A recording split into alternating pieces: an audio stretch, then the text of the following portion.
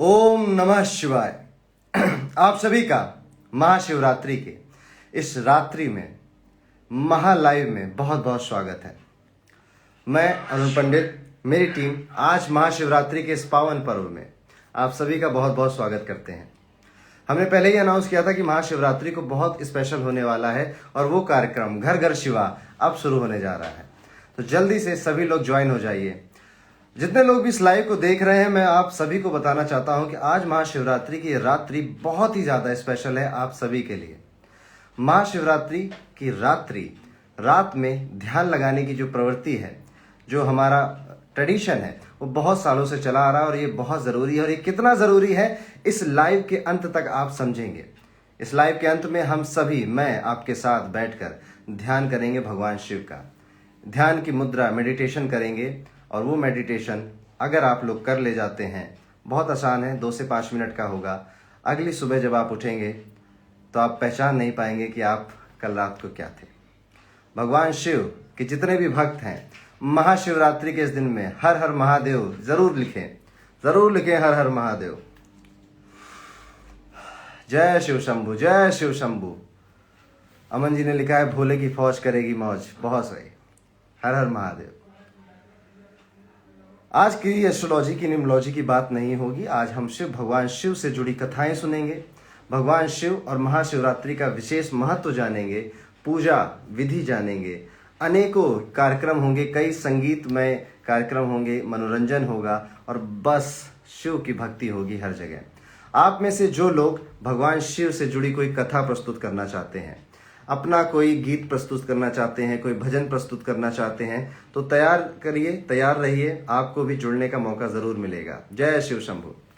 तो आज महाशिवरात्रि में आप सभी के मन में एक क्वेश्चन जरूर आ सकता है कि महाशिवरात्रि ही क्यों ये रात्रि शब्द इसमें जुड़ा हुआ है? महाशिव दिन क्यों नहीं, महाशिव भोर क्यों नहीं, महाशिव पहर क्यों नहीं, रात ही क्यों?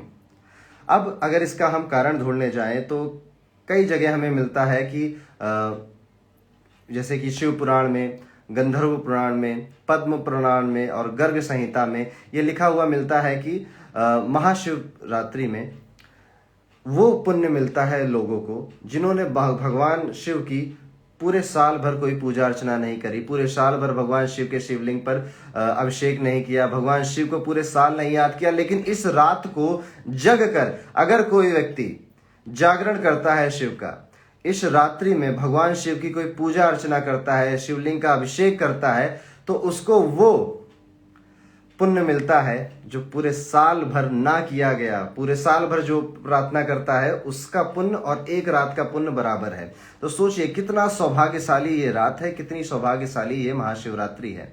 और इस शिवरात्रि का आनंद मैं भी उठाऊं, आप सब मेरे साथ उठाएं, ऐसा ही मैं चाहता हूं। इसलिए आज हम आप सभी के सामने घर घर शिव का ये कार्यक्रम लाइव लेकर आए हैं। महाशिवरात्रि क्यों मनाई जाती है ये आप सभी सोच सकते हैं। महाशिवरात्रि के कारण क्या है, इसके अनेकों कथाएं मिलती हैं हमको अनेक जगहों पे। कोई किसी जगह पे कथा मिलती है कि भगवान शिव निराकार थे, निराकार स्वरूप था, उनका कोई आकार नहीं था। जैसे हम आज भगवान शिव को देखते हैं ऐसी कोई फोटो या कोई इमेज नहीं थी, वो एक ध्वनि थे। और ओम की ध्वनि समझ लीजिए, वाइब्रेशन समझ लीजिए, एनर्जी समझ लीजिए, और एनर्जी के रूप में विद्यमान थे। और महाशिवरात्रि के दिन भगवान शिव ने एक आकार लिया था, और वो आकार जो आज और हम देखते हैं, समझते हैं, जिन्हें देखकर कहते हैं कि ये तो महादेव हैं, वो आकार आज के दिन भगवान शिव ने लिया था। कहीं कहीं मिलता है कि इसी दिन भगवान शिव अनंत लिंग के रूप में दुनिया के सामने, पूरे विश्व जगत के सामने प्रस्तुत हुए थे। पहला लिंग थे, पहले ही शिवलिंग थे आज के दिन में। और कहीं कहीं वर्णन मिलता है कि आज के दिन ही भगवान शिव ने सप्त ऋषियों को ज्ञान दिया था। जो ज्ञान उनके पास था, उस ज्ञान का प्रसारण किया था भगवान शिव ने, भोलेनाथ ने आज के दिन। लेकिन इन सब में से जो कथा सबसे ज्यादा प्रख्यात है, जो सबसे ज्यादा बेमिसाल है, जो सबसे ज्यादा मशहूर है, वो है कि कई भक्तजन मानते हैं, कई पौराणिक कथाएं भी इस तथ्य को साबित करती हैं, पुष्टि करती हैं कि आज महादेव का विवाह माता पार्वती के साथ हुआ था। और ये कथा बहुत रोचक है क्योंकि महादेव से, पार्वती से विवाह से पहले महादेव का विवाह माता सती के साथ हुआ था। कैसे टूटा उसकी कथा आज हम सभी सुनेंगे। ठीक है, कथा शुरू करने से पहले मैं आप सभी से, जितने लोग भी देख रहे हैं 1400-1500 लोग, आप सभी से बहुत ज्यादा आग्रह करता हूं कि इस रात को जागना बहुत जरूरी है। और आप सभी जाग रहे हैं, मैं आपके साथ मैं भी जाग रहा हूं। ये कार्यक्रम हमारा 1.5-2 घंटे का चलने वाला है और इसमें कई सारे लोगों के साथ बात भी करूंगा, कई सारे लोगों की प्रस्तुतियां भी होंगी। बट फिर भी इन शॉर्ट आपका जागना और ध्यान लगाना बहुत जरूरी है। महाशिवरात्रि की ये रात्रि बहुत टाइम में, पूरे साल में एक बार आती है। वैसे तो शिवरात्रियां हर महीने आती हैं। अमावस की जो पहली वाली रात है वो शिवरात्रि मनाई जाती है, पर महाशिवरात्रि एक ही बार आती है। तो महाशिवरात्रि का जो ये हमारा मौका है, इसको हमें अपने हाथ से नहीं जाने देना है और इसके लिए मैं आपके साथ हूं। तो अंत तक जरूर जुड़े रहिएगा। जहां कहीं भी भगवान की कथाएं होती हैं, सत्संग होता है, जहां कहीं भी अच्छी बातें होती हैं ईश्वर से जुड़ी हुई, अक्सर आप देखेंगे कि आप जाएंगे तो वहां आपको नींद आ जाती है। वहां आप जाएंगे तो आपका मन करेगा कि अरे भागो, यहाँ पे ये सब क्या बोरिंग काम हो रहा है। ये तब तक होता है जब तक आपके ऊपर काल मंडरा रहा होता है। आपको करना है कि जागना है। चलिए, मैंने कहा कि महाशिवरात्रि मनाने का एक कारण है कि भगवान शिव की माता पार्वती के साथ शादी हुई थी। उससे पहले जब भगवान शिव की किसी के साथ शादी नहीं हुई थी, तब सभी देवी देवताओं ने प्रयोजन बनाया था कि माता सती के साथ, पार्वती जी से भी पहले माता सती के साथ भगवान शिव का विवाह किया जाएगा।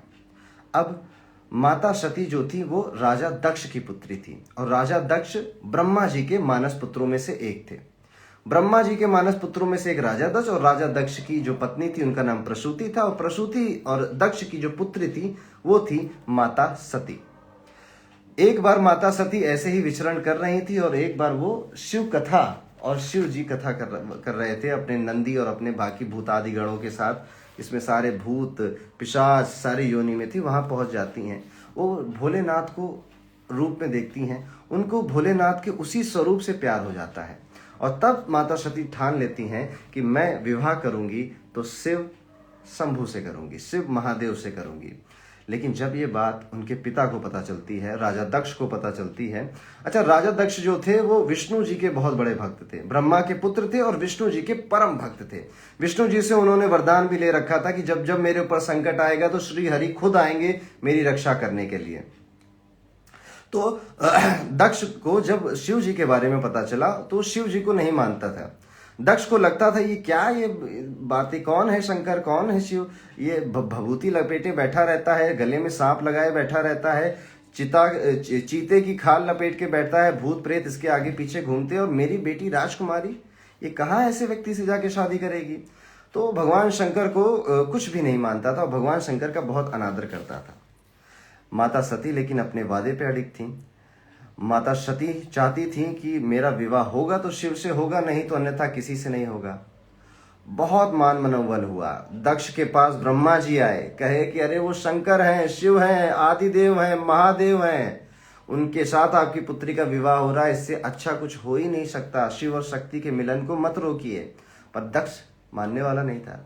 स्वयं श्री हरि आ गए दक्ष के पास कि अरे ये शिव है, ये मेरे भी आराध्य हैं, मैं भी इनको पूजता हूँ और तुम मूर्ख मुझे पूजते हो, मैं इन्हें पूजता हूँ, अब तो समझ जाओ, मैं खुद कह रहा हूँ कि शिव शिव हैं, अनादि हैं। पर दक्ष अहंकार में इतना डूबा हुआ था कि वो मानने को तैयार नहीं था। सप्त ऋषि आए, हर ऋषि आए, नारद मुनि आए, हर व्यक्ति आके समझा कर गया, पर दक्ष ने एक की नहीं सुनी। अंत में विवश होकर माता सती ने जैसे तैसे भगवान शिव के साथ विवाह किया। वो लोग कैलाश पर्वत गए। अब इन दक्ष को तो अच्छा लगा नहीं कि उनकी पुत्री ने, माता सती ने शिव जी के साथ विवाह कर लिया। तो दक्ष ने इन अपने दामाद जी को, जो कि शंकर जी थे, और अपनी पुत्री सती को जलाने के लिए एक बहुत बड़ा यज्ञ का आयोजन किया। और यज्ञ के आयोजन में दुनिया भर के सभी लोगों को बुला लिया, अपने दामाद और अपनी खुद की पुत्री को नहीं बुलाया। और जब ये बात माता सती को पता चली कि पिताजी ने इतना बड़ा आयोजन किया है यज्ञ का और मुझे नहीं बुलाया, मेरे पति को नहीं बुलाया, तो उनके मन में आया कि कोई बात नहीं, मेरे पिता ही तो हैं, मैं जाऊंगी। महादेव ने वहां मना किया उनसे कि मत जाओ सती, जहां पर सम्मान नहीं होता वहां पर नहीं जाना चाहिए। और आप सभी को इससे सीख लेनी चाहिए कि जहां पे सम्मान नहीं होता वहां से आपको कब का दूर हट जाना चाहिए, बहुत दूर हट जाना चाहिए। पर क्योंकि लीला करनी थी प्रभु को, माता को, माता सती एन केन प्रकारेण सारी बातें करके, सारे प्रोमिसेस लेके भगवान शिव से चली जाती हैं।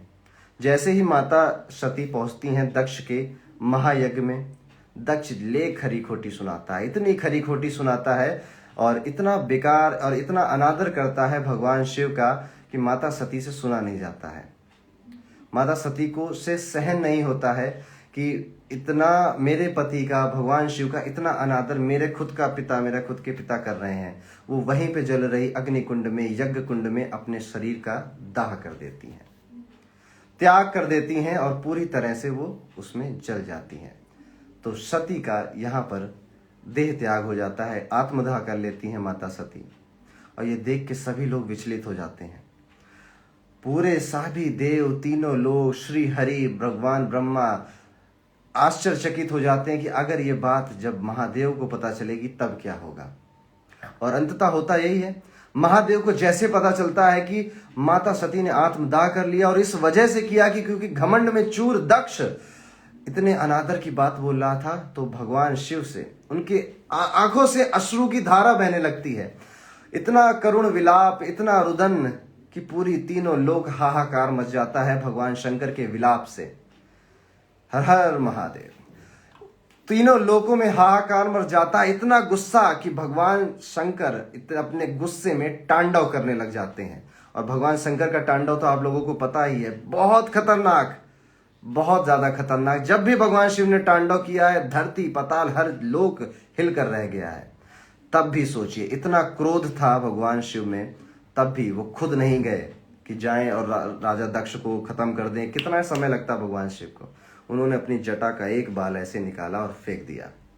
जैसे ही धरती पे जटाएं का बाल फेंका, महादेव ने, वहां से वीरभद्र का जन्म होता है।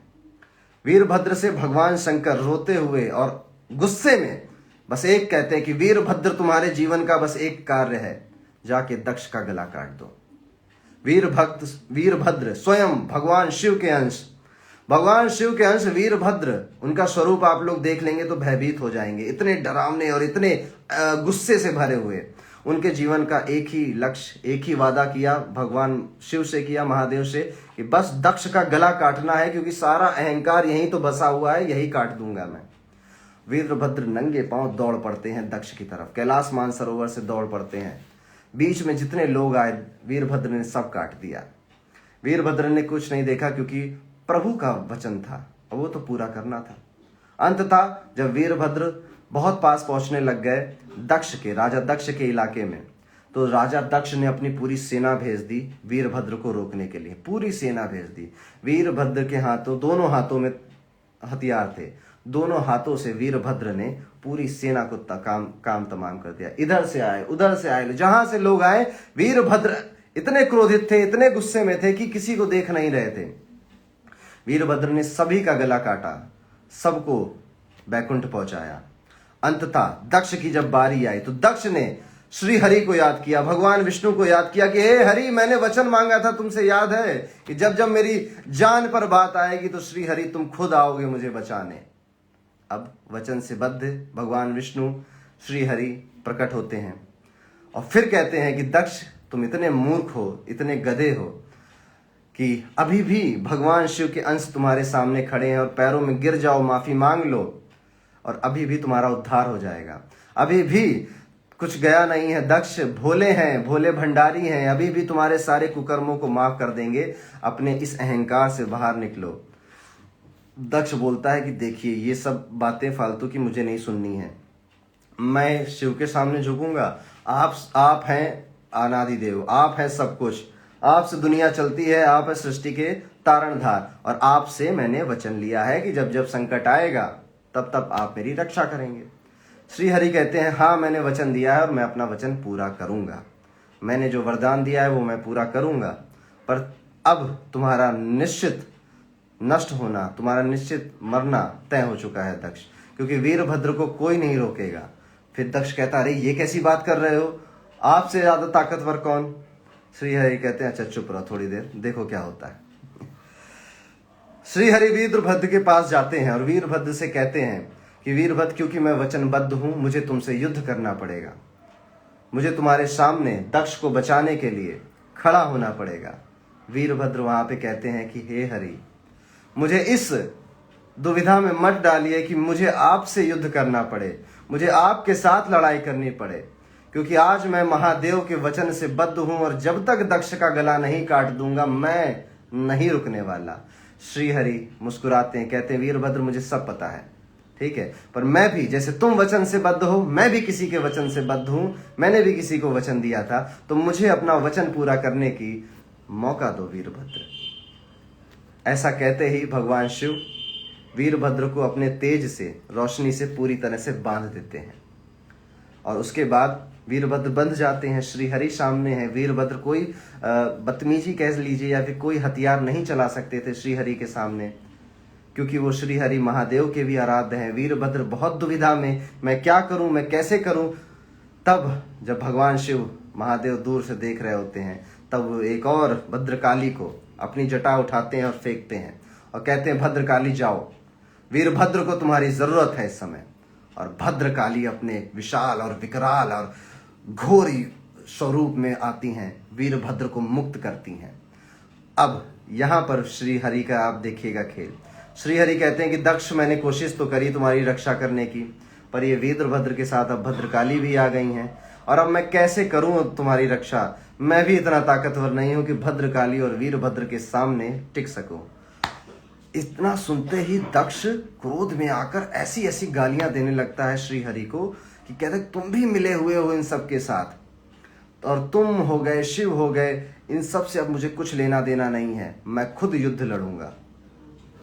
श्री हरि मुस्कुराते हैं और अंधकार में, ज्ञान में विलुप्त हो जाते हैं, एक रोशनी के अंदर चले जाते हैं, वहां से हट जाते हैं। अब वीरभद्र के सामने दक्ष था, दक्ष के सामने वीरभद्र थे। दक्ष ने लगाई शक्तियां, उसके पास भी बहुत शक्तियां थी, आखिरकार भगवान ब्रह्मा का मानस पुत्र था, कोई शक्ति उसकी वीरभद्र के सामने नहीं चली। अंततः वो हार गया। हार के जान बचा के फिर उसी यज्ञ कुंड में जहां सारे कांड शुरू हुए थे भागा। अब दक्ष पहुंचता है अपने महल में, वहां पर माता सती के आत्मदाह किया हुआ शरीर, पार्थिव शरीर पड़ा हुआ है।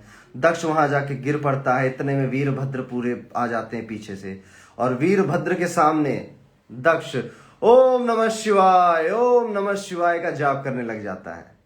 अंततः अकल आ गई, अंततः महादेव की याद भी आ गई, अंततः मुंह से ओम नमः शिवाय निकल ही गया, पर वीरभद्र कहाँ सुनने वाले थे किसी के। पकड़ा, गला खच्च से काट दिया और गला काटते ही वो गला फेंक दिया उसी अग्निकुंड में जहां पे माता सती ने आत्मदाह किया था। और तब जाके वीरभद्र का वचन पूरा हुआ, वीरभद्र का गुस्सा शांत हुआ।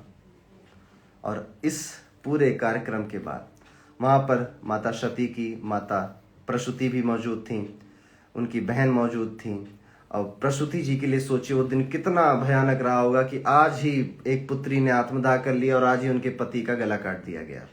तब स्वयं रोते हुए, बिलखते हुए, लाचार, जटाएं फैली हुई, बाल बिखरे हुए महादेव वहां पे आते हैं माता सती को अंतिम विदाई देने के लिए। महादेव वहां जैसे ही मौजूद होते हैं सभी लोग नतमस्तक हो जाते हैं, शांत हो जाते हैं, किसी के मुंह में कुछ कहने के लिए नहीं था। माता भगवान शिव महादेव माता सती के पार्थिव शरीर के पास जाते हैं, उनके साथ उनसे लिपट कर आलिंगन कर कर और करुण विलाप करते हैं और रोते हैं, बिलखते हैं। और उनके पास ही आके माता सती की जो माता जी थी प्रसूति, वो भी आके रोने बिलखने लगती हैं।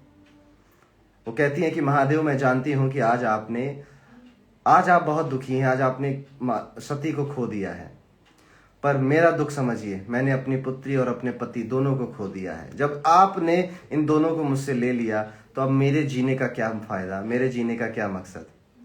आप मुझे भी आप अपने साथ ले चलिए, मेरा भी आज आप सर्वनाश कर दीजिए। और इतना कह के प्रसूति जोर जोर से बिलखने लगती हैं, जोर जोर से रोने लगती हैं।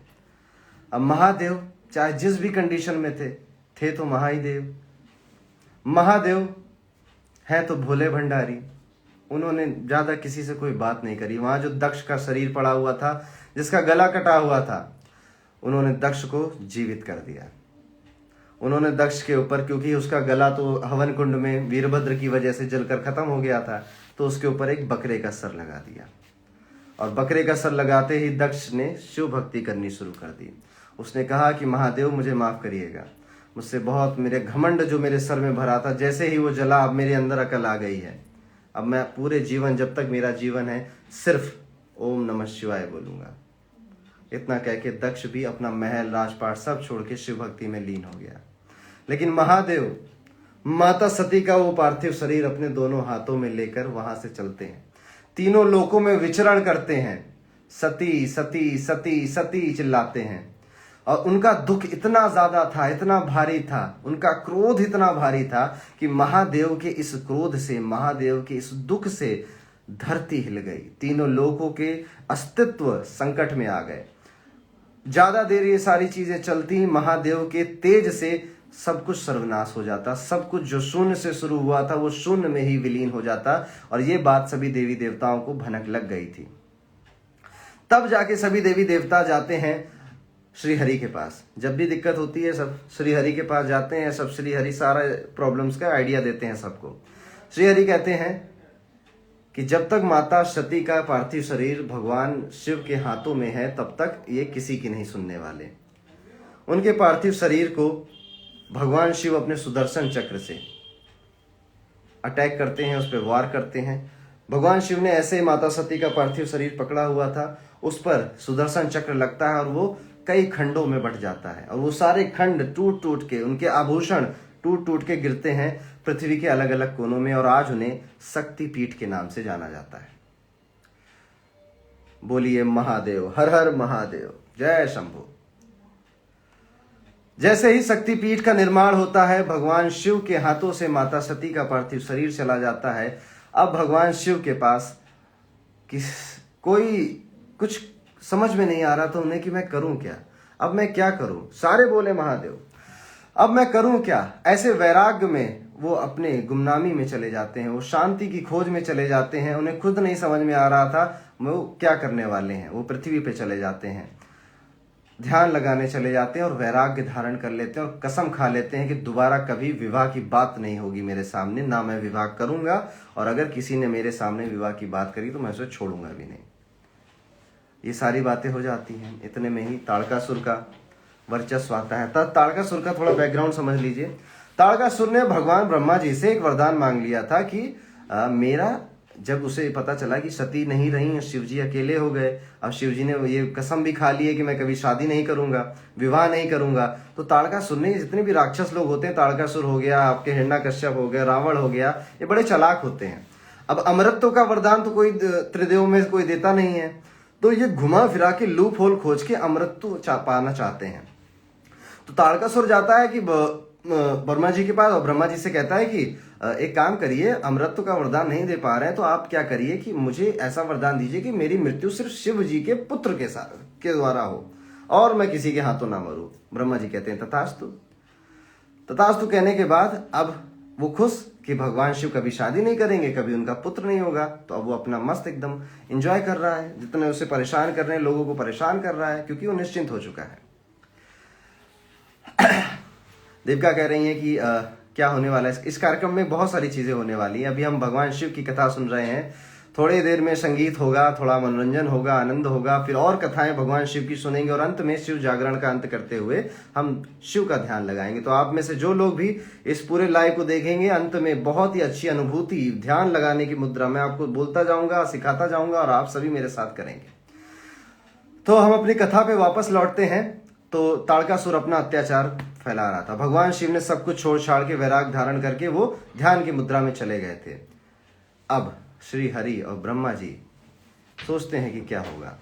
इतने में देवी देवता आते हैं उनके पास, पूछते हैं कि हरि अब क्या होगा, कैसे ताड़कासुर के अत्याचार से मानव जाति को, मनुष्य जाति को छुटकारा मिलेगा। तब जाकर श्री हरि कहते हैं कि जो शक्ति है वो चली गई है इस धरती से। माता सती शक्ति थी, शक्ति ही प्रकृति है, अब वो जा चुकी हैं। जब तक शक्ति वापस नहीं आएंगी और शिव और शक्ति का मिलन नहीं होगा, तब तक वो हरियाली, वो खुशी, वो शांति लौट कर नहीं वापस आने वाली है। तो शक्ति को लौट कर आना पड़ेगा। तो माता सती ने पुनर्जन्म लिया। हिमालय के राजा थे, उनका नाम हिलावन या हिमालयवन, कई अलग अलग नामों से उनको जाना जाता है। उनके यहाँ पर सती जी ने, माता सती ने पार्वती के रूप में जन्म लिया। अब माता पार्वती आई। माता पार्वती छोटी थी, बच्ची थी। उनको नारद मुनि मिलते हैं। नारद मुनि उनको एहसास दिलाते हैं कि उनके अंदर कितनी बड़ी शक्ति है। उनको इस चीज़ का एहसास दिलाते हैं कि माता सती आप हैं, आप ही सती हैं, आप ही शक्ति हैं, आप ही पार्वती हैं, आप ही उमा हैं, आप ही शैलपुत्री हैं, आप ही सब कुछ हैं। जब ये एहसास दिलाते हैं और पहली बार माता पार्वती शिव जी के बारे में जानती हैं, शिव जी को इमेजिन करती, कभी देखा नहीं था उन्होंने ये सब जानने से पहले, शिव जी को इमेजिन करती हैं, तब जाकर उन्होंने भी ठान लेती हैं कि हाँ, मैं भी भगवान शिव को अपने पति के स्वरूप में पाना चाहती हूँ। लेकिन भगवान शिव तो वैराग्य धारण कर चुके थे, उन्होंने तो ध्यान की मुद्रा ले ली थी, आंखें ही नहीं खोल रहे थे। अब माता पार्वती के सामने कई सारी चुनौती थी। सबसे पहले आदि शक्ति बनने के लिए, माता सती की जो पोजीशन है उसको प्राप्त करने के लिए उसके लायक उन्हें बनना था। उन्होंने कई सालों तक, कई वर्षों तक कठोर तपस्या करी, अपने आप को उस काबिल बनाया कि वो आदि शक्ति की गद्दी पे, सीट पे विराज सकें। फिर एक कामदेव का कांड होता है, मैंने एक बार उस पर रील भी बनाई थी कि कामदेव को ये चैलेंज दिया जाता है कि भगवान शिव के इस वैराग्य को, जो आंख मूंद ली है, उसको खुलवाओ, थोड़ा उनके अंदर प्रेम जगाओ, तब तो जाके वो पार्वती जी को देखेंगे, तब जाके उनका पुत्र होगा और उसके बाद ताड़कासुर का उनके पुत्र से तारणधार होगा। अब कामधेनु कह रहा हूं मैं, कामदेव जाते हैं, तीर चलाते हैं, भगवान शिव इतने क्रोध में आते हैं, तीसरा नेत्र खुलता है, कामदेव वहीं जल के भस्म हो जाते हैं। उसके बाद एनीवेज कामदेव का जो काम था वो हो जाता है, भले ही कामदेव अपना जीवन को त्याग देते हैं। भगवान शिव उठते हैं, उन्हें पता चलता है कि कोई माता पार्वती हैं जो उनको पति के रूप में पाने के लिए बहुत ज्यादा प्रयत्न कर रही हैं। तो अपने सारे चेलों को बुलाते हैं, सारे सप्त ऋषियों को बुलाते हैं कि इधर आओ, एक काम करो कि जाके इनको बताओ कि मैं एक्चुअली में हूँ कौन, मैं कैसे रहता हूँ, कैसे खाता हूँ, क्या करता हूँ। और तब देखें जाके कि कितना, अभी तो सब सुन के बहुत अच्छा लग रहा है कि शिव जी से मेरा विवाह होगा। सप्तऋषि जाते हैं, अलग अलग तरीके से जाते हैं, अलग अलग भेष में जाते हैं माता पार्वती के पास और जाकर बोलते हैं कि अरे कहाँ तुम शंकर के चक्कर में पड़ी हो, देख रही हो भूत प्रेत के साथ घूमता है, भभूति लगाता है, खाने का कोई टाइम नहीं, पीने का, तुम तो राजकुमारी हो, राजघराने की हो, कितनी कोमल, कितनी सुंदर, देख रही हो ठंडी में कैलाश में घूमता रहता है, शरीर पे कोई कपड़ा नहीं पहनता है, कहीं भी रहता है, कहीं भी सो जाता है, रह पाओगी? माता सती कहती हैं कि और कुछ बोलना है तो बता दो, नहीं तो इतने से तो मेरा मन नहीं बदलने वाला। और फिर एक ऋषि के बाद दूसरे ऋषि, दूसरे के बाद तीसरे ऋषि, हर कोई आता है अलग अलग तरह से। शिव जी की डरावने भयानक, कहते हैं ये तो तंत्र मंत्र करता है, शमशान में रहता है, ये अघोरी लोग इसकी पूजा करते हैं, इसके आसपास देखो तो कितने भूत प्रेत अजीब अजीब आवाजें निकालते, कहाँ आप राजकुमारी, ठीक है, कहाँ आप जाएंगी इनके साथ, आप तो कहीं अच्छे से किसी राजघराने में शादी करिए। माता पार्वती फिर कहती हो गया आपका तो आप जाइए, मुझे अपनी तपस्या करने दीजिए। ये सारे सप्तऋषि जब थक जाते हैं तो कहते हैं कि माता पार्वती सच मानो तो आप ही सती हैं, आप ही शक्ति हैं और आपको माता के रूप में प्राप्त करना हमारा सौभाग्य है और हम आपको वरदान देते हैं कि आप जरूर भगवान शंकर के साथ एक दिन विवाह करेंगी। बोलिए जय शंभू, जय भोले, हर हर महादेव। सो तो नहीं गए आप लोग? हर हर महादेव। देखिए इसके बाद क्या होता है कि जब माता पार्वती अपना सारा कई बार शिव जी भी आते हैं, कई बार नंदी भी अलग अलग भेष में आते हैं कि माता पार्वती को और नए नए चैलेंज दिए जाएं, किसी तरह से इनका मन बदल जाए, किसी तरह से इनके अंदर से शादी करने का भूत चला जाए, पर माता पार्वती हार नहीं मानती हैं। अंततः भगवान शिव को उनसे प्रेम हो जाता है, उनकी इस तपस्या से, उनके इस स्ट्रगल से उनको अपनत्व की प्राप्ति होती है और वो जाते हैं माता पार्वती को अपनाते हैं। अब बात चलती है कि शिव जी की शादी करानी है। जब हो जाता है कि शक्ति तैयार हो गई, शिव जी भी तैयार हो गए, अब तो बस बारातियों का काम है। तो अब यहाँ पर जब शिव जी की शादी होने की बात आती है तो फिर से कई नई नई तरह के चैलेंजेस। भगवान शिव के काम आसानी से हो जाए ऐसा थोड़े हो सकता है, कई नए नए तरीके के चैलेंजेस उनके सामने आते हैं। पहला चैलेंज उनके सामने रखा जाता है, उनकी जो माता जी थी पार्वती की, उनको बड़ा घबराहट लगती है, उनको बड़ा डर लगता था कि ये कहाँ, ये अघोरी टाइप का आदमी कहाँ, ये इसकी वेशभूषा देख लो, ये कहीं से अच्छा नहीं लगता, और इनके साथ मेरी बेटी का विवाह। बट उनके पिता मोर और लेस उनके साथ थे पार्वती जी के साथ। पार्वती जी जब राजी थी तो उनको कोई अब मना भी नहीं कर पा रहा था। अंत में एक शर्त रखी जाती है भगवान शिव के सामने कि आप बारात लेके कैलाश मानसरोवर से आएंगे, बारात आपकी पहुंच जानी चाहिए नीचे तक, मतलब जहाँ पे बाराती हैं, बाराती कह रहा हूँ, घराती हैं, और आपकी बारात सुबह ब्रह्म मुहूर्त यानी कि सूर्य निकलने से पहले, मुर्गे की बांग देने से पहले पहुंच जाए तो शादी होगी, अदरवाइज बारात लेके लौट जाइएगा। भगवान शंकर कहते हैं ठीक है, हो जाएगा, क्या दिक्कत की बात है। भगवान शंकर अपनी बारात को तैयार करते हैं, और उनकी बारात में देखिए कौन कौन है। जितने भी भूत प्रेत हैं, जितने भी दानव असुर राक्षस हैं, जितने देवता हैं वो भी सब, ये सारे लोग, जितने पिशाच हैं, नंदी पे सवार होते हैं भोलेनाथ। पूरी वेशभूषा भी देखिए, हम लोग जब शादी होती है हम लोगों की, हम लोग जितने अच्छे से अच्छा कपड़ा पहन सकते हैं वो पहनते हैं। हमारे बाराती और अच्छा सजने की कोशिश करते हैं कि अरे जाके अभी दुल्हन के घर वालों को दिखाना भी तो है कि अरे दूल्हा कहाँ का है। और भगवान शंकर को देखिए, नाच रहे हैं, गा रहे हैं, भूत प्रेत अलग अलग आवाजें निकाल रहे हैं, और इसी भेष में बबूती लगाए हुए एक हाथी का, जैसे हम लोग ना नया कोट सिलवाते हैं, शेरवानी सिलवाते हैं, उन्होंने ना हाथी की चमड़ी पहन रखी थी जिससे खून बह रहा था, टपक रहा था। और ये भेष देख के माता पार्वती के मुंह से निकलता, ओई माँ, अरे मेरी मैया, ये क्या हो गया, इस दूल्हे, ये है मेरा दूल्हा, इस दूल्हे से मेरी शादी होने वाली है, मेरी बेटी की शादी होने वाली है। और ये करते ही वो बेहोश हो जाती है। अब माता पार्वती देखती है, अरे शादी हो रही है, मम्मी जी बेहोश हो गई, ठीक है। तब माता पार्वती जाती हैं भगवान शंकर के पास और कहती हैं कि देखो महादेव, मैं जानती हूँ, मैं हर स्वरूप से आपके प्रेम करती हूँ, बट इन लोगों के लिए थोड़ा सा तो सज धज लीजिए, आखिरकार आफ्टर ऑल ये हमारी मैरिज है, हमारी शादी है, थोड़ा तो सज लीजिए। तब भगवान शंकर कहते हैं ठीक ठीक, ओके, करता हूँ मैं। भगवान शंकर फिर एक अच्छे स्वरूप में आते हैं, नहाते धोते हैं, बढ़िया राजा राजघराने के कपड़े पहनते हैं, और जब भगवान शंकर सज धज के वापस आते हैं, अब जब उनको कोई देखता है तो सबकी आंखें फटी की फटी रह जाती कि इतना सुंदर आदमी, ये तो पुरुषों में भी पुरुष है, महापुरुष है, इतनी अच्छी हाइट, इतने अच्छे नैन, इतनी अच्छी, इतनी प्यारी स्माइल। और भैया फिर होता है माता पार्वती का भगवान शंकर के साथ विवाह। तो ये थी माता पार्वती के और भगवान शंकर के विवाह की। फिर उनके बाद उनका पुत्र होता है, कार्तिकेय होता है। कार्तिकेय आगे चल के तारकासुर को खत्म कर देते हैं। ओके, तो ये थी माता पार्वती की भगवान शंकर से जुड़ी हुई कथा। अब हम चाहते हैं कि हाँ, अमन कह रहे हैं कि भगवान शंकर भी पिघल गए। भोले भंडारी, हर हर महादेव, जय शंभु। जहां भी बैठे हो सभी लोग बोले जय शंभु, हर हर महादेव। आप में से कोई प्रस्तुति करना चाहता है किसी तरह की, कोई संगीत गाना चाहता है, कोई कथा सुनाना चाहता है, कोई गीत गाना चाहता है, तो गा सकता है। आप मुझे रिक्वेस्ट भेजिए और हम आपको ऐड करते हैं।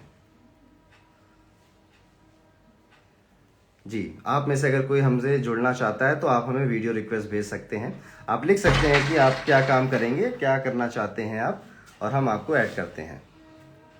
हर हर महादेव।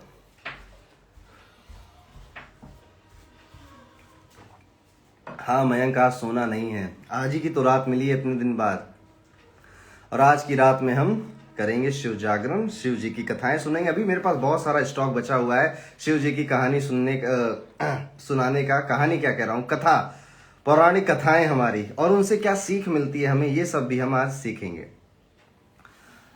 आप में से कोई जुड़ना चाहता है हमारे साथ, कोई गीत गाना हो या किसी को कुछ परफॉर्मेंस देनी हो, जरूर दीजिए। ओके,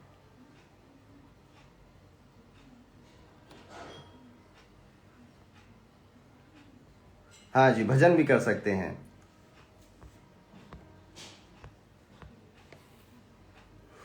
हर हर महादेव ऋषभ। चलिए ज्योति जी को ऐड करते हैं।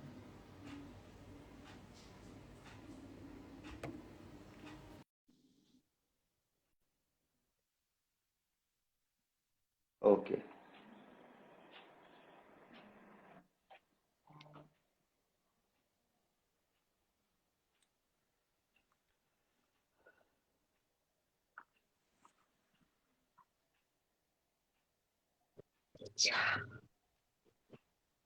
हेलो।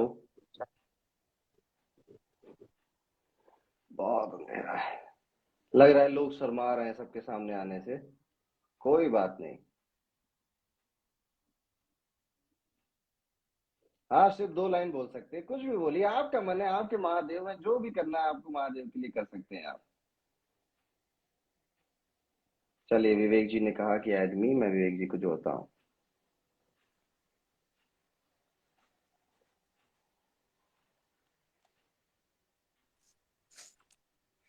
हेलो हेलो विवेक जी। सर। नमस्कार सर। नमस्ते। सर मुझे अपने जॉब के बारे में पता करना था सर।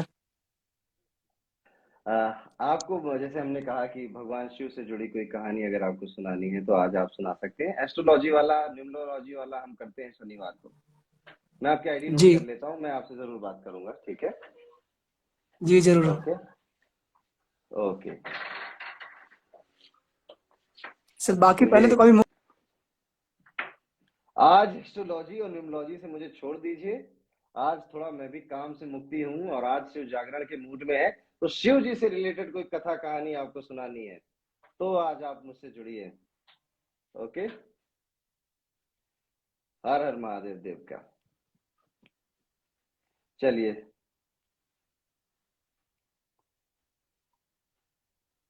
ओके। हाँ, लगता है कि आज किसी ने कोई गीत नहीं तैयार किया है। कोई नहीं, मैं ही बोल देता हूँ 2 लाइन। भगवान शिव की जो सबसे पसंदीदा लाइन है वो है, कर्पूर गौरम करुणावतारम संसार सारम भुजगेंद्रहारम सदा वसंतम हृदयारविंदे भवम भवानी सहितम नमामि। भवम भवानी सहितम नमामि। ये लाइन ये मंत्र बोल लीजिए, इसको गीत बोल लीजिए आप। बहुत अच्छा है ये गीत, ठीक है? और इसका क्या महत्व है ये मैं आप सभी को बुलाऊंगा और आप सभी को इसका मतलब समझाऊंगा और ये क्यों जरूरी है आप सभी को ये भी सिखाऊंगा। आप में से अभी किसी ने कमेंट करा कि रात में जागने से होता क्या है, ठीक है? और रात भर जागना, जागरण करना क्यों जरूरी है? सो मैंने इस पर एक वीडियो भी बनाया है और इस वीडियो पे मैं उस वीडियो में भी, यूट्यूब पे भी मैंने बताया और आप भी शॉर्ट में फिर से आपको एक बार बता दे रहा हूँ। इस रात को जागने का मतलब क्या है? हमने इस महाशिवरात्रि को ये कर लिया कि भगवान शिव की माता पार्वती से विवाह हुआ था। शिव का शक्ति के साथ मिलन हुआ था। इसी तरह से, अच्छा एडमी पाठक जी कह रहे हैं कि मुझे गीत गाना है। चलिए पाठक जी, मैं आपको ऐड कर रहा हूँ।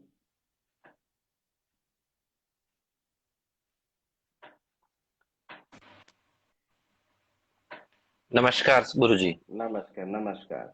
पाठक जी, आपने कहा आप महादेव से जुड़ा कोई गीत गाना चाहते हैं। हाँ बहुत अच्छा महाराज लगेगा जी। अगर आप प्रस्तुत करेंगे हमारे सामने। हाँ। हमारे मतलब मैं गुजराती हूँ। तो हमारे में ऐसे महाशंकर शंकर महादेव भगवान इतने आप बोले, जैसे आपने बताया भोले रहे, बहुत भोले हैं। तो वो कैसे मान जाते हैं, मतलब एक उनको कोई ऐसा नहीं है कि बाकी सब देवताओं को भोग चढ़ाना पड़ता है। वैसा उनको नहीं है, वो वैसा रहता है। तो हमारे उसमें एक मैंने गाना सुना है।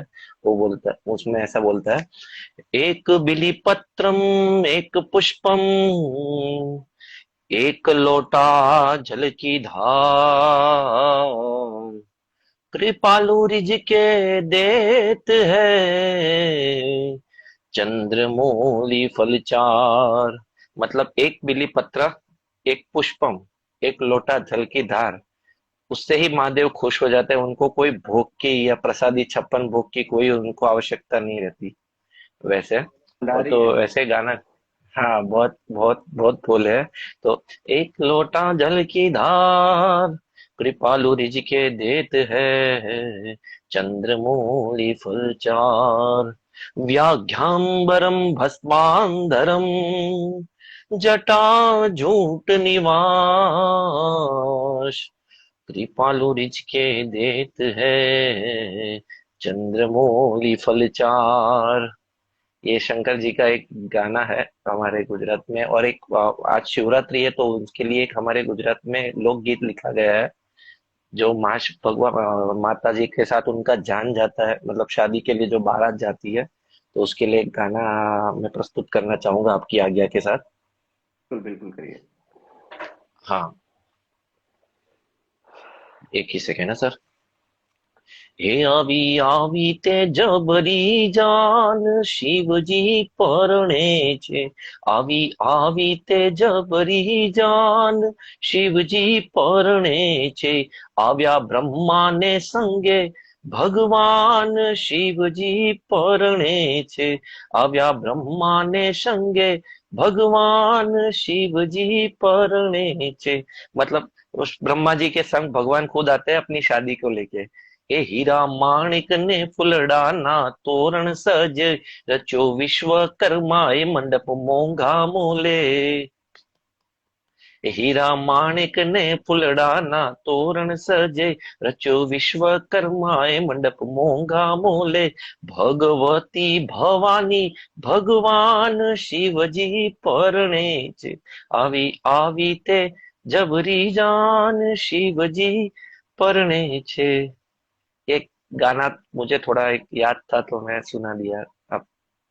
सुनाया पाठक साहब आपने, और बहुत अच्छा लगा। आई गेस आपको देख के लोग और मोटिवेट होंगे और शिव भक्त बाहर निकलेंगे। और आपने समा अरे बांध दिया, मैं बहुत बस सारे इतना शिव कहना भक्त चाहूंगा है। आपको। बस बस गुरुजी, बहुत आपका अच्छा लगा। जो आप बताते, आपने जैसे बोला कि सोना नहीं है करके, और मुझे झपकी लगने वाली थी, पता नहीं आपको कहाँ से ऐसे पता चल गया। ये सो तो नहीं गए, तो मैं तुरंत वापस उठ गया।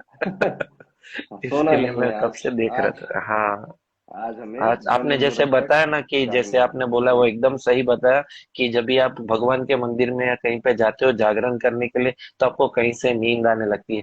अक्सर ये सब मेरे साथ होते रहता है। तो आपने जैसे बताया कि ग्रह आपको वो ऐसा प्रेरित करते हैं कि काल काल घेर लेता है कि हाँ, कहाँ हो, चलो सो जाओ, चलो मस्ती सो करते जाओ, हैं। ये सब क्या कर रहे हो आप बस। तो वो मैं जी। आपकी बातें सुन रहा, तो मैं वही सोच रहा था कि ऐसा सब मेरे साथ होता है अक्सर। ऐसे मैं बेसिकली बहुत बॉम्बे अच्छा से लगा। हूँ गुरुजी। जी जी। आपका भी मोस्टली जितना भी रहता है सब मैं देखते रहता हूँ सर। मैं आपकी आईडी नोट करता हूँ और मैं जरूर आपसे बात करूंगा। ठीक है। Thank you so much. ठीक है, ओके। चलिए। धन्यवाद, आपने आज बहुत अच्छा गीत धन्यवाद। सुनाया, बहुत अच्छा लगा हमें। मुझे भी सर आपसे बात करके बहुत अच्छा लगा। ओम नमः शिवाय। ओम राधे नमः राधे। शिवाय। राधे राधे।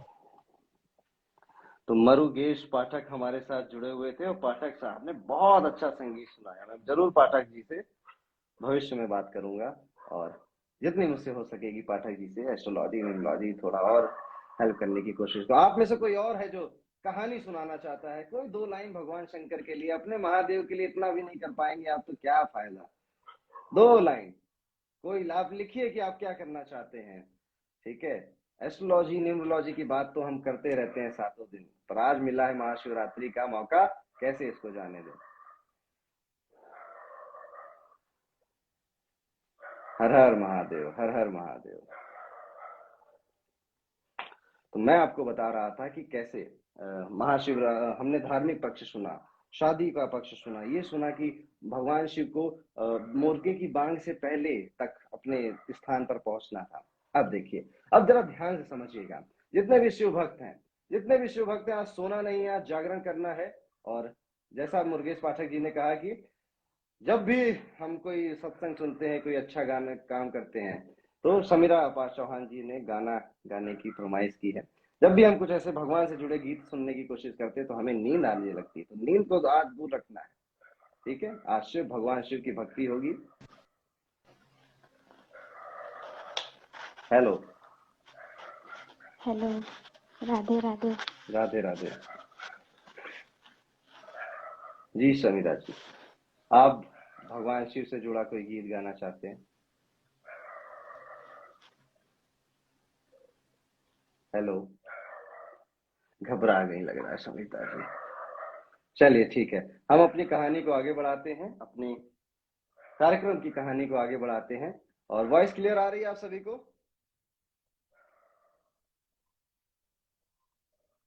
वॉइस क्लियर आ रही है आप सभी को?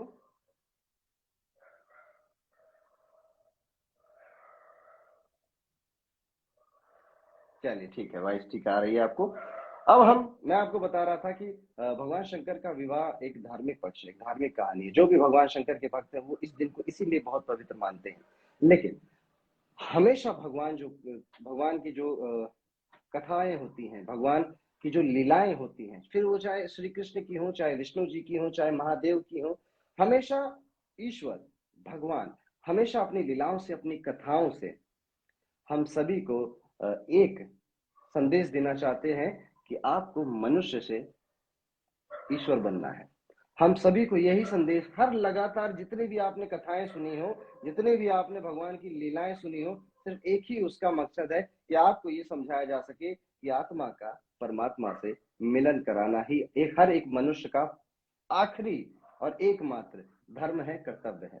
अब ये कैसे होगा, इसका प्रोसीजर क्या है, ये जानने के लिए, ये समझने के लिए लीलाएं करते हैं भगवान। ठीक है, चलिए मैं आपको ऐसी ही एक लीला अभी आपको महादेव की सुनाई। अब मैं आपको थोड़ा सा वैज्ञानिक पक्ष इसका समझाना चाहता हूँ। दैट इज वाई आप लोग भी समझ पाए कि महादेव की महाशिवरात्रि की रात क्यों बहुत ज्यादा जरूरी है हमारे लिए। हम लोग जितना भी काम करते हैं डेली, उस काम के लिए, फिर वो चाहे खाना ही क्यों ना पचाना हो अपने पेट के अंदर, अपने वर्क, अपने ऑफिस में जाना क्यों ना हो, उस काम के लिए हमें चाहिए होती है एनर्जी। और वो एनर्जी हमको कहाँ से मिलती है? जब हम सोते हैं, जब हम निद्रा लेते हैं, जब हम आराम करते हैं, वो सारी एनर्जी हमको मिलती है उस जगह से।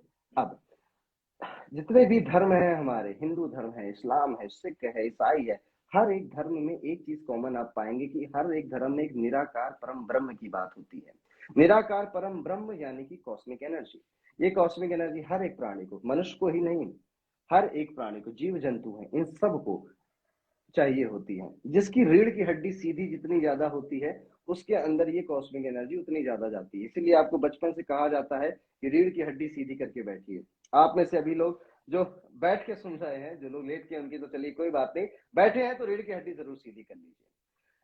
जैसे जैसे मनुष्य की रीढ़ की हड्डी सीधी होती गई, पहले बंदर था, फिर वनमानुष हुआ, फिर आप देखेंगे कि पहले टेढ़े होके चलते थे, फिर धीरे धीरे धीरे धीरे रीढ़ की हड्डी सीधी हो गई। और जब जब रीढ़ की हड्डी सीधी हुई, तब तब जाकर मनुष्य ने उस कॉस्मिक एनर्जी को ग्रहण किया, उसका दिमाग चला, और उसके बाद आप देखिए मानव जाति कहाँ तक आ गई है। तो इन शॉर्ट मेरा ये कहना है कि जो शिव है वही वो शक्ति है, और जो माता पार्वती हैं, जिनको हम शक्ति कहते हैं, ठीक है, वो प्रकृति है, वो नेचर है।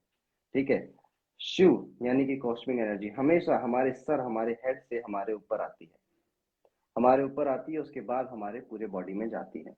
ठीक है, जैसे भगवान शिव कैलाश मानसरोवर देखिए कितनी हाइट पर है, वो भी ऊपर है, ऊपर से नीचे उतर कर आते हैं अपने विवाह के लिए।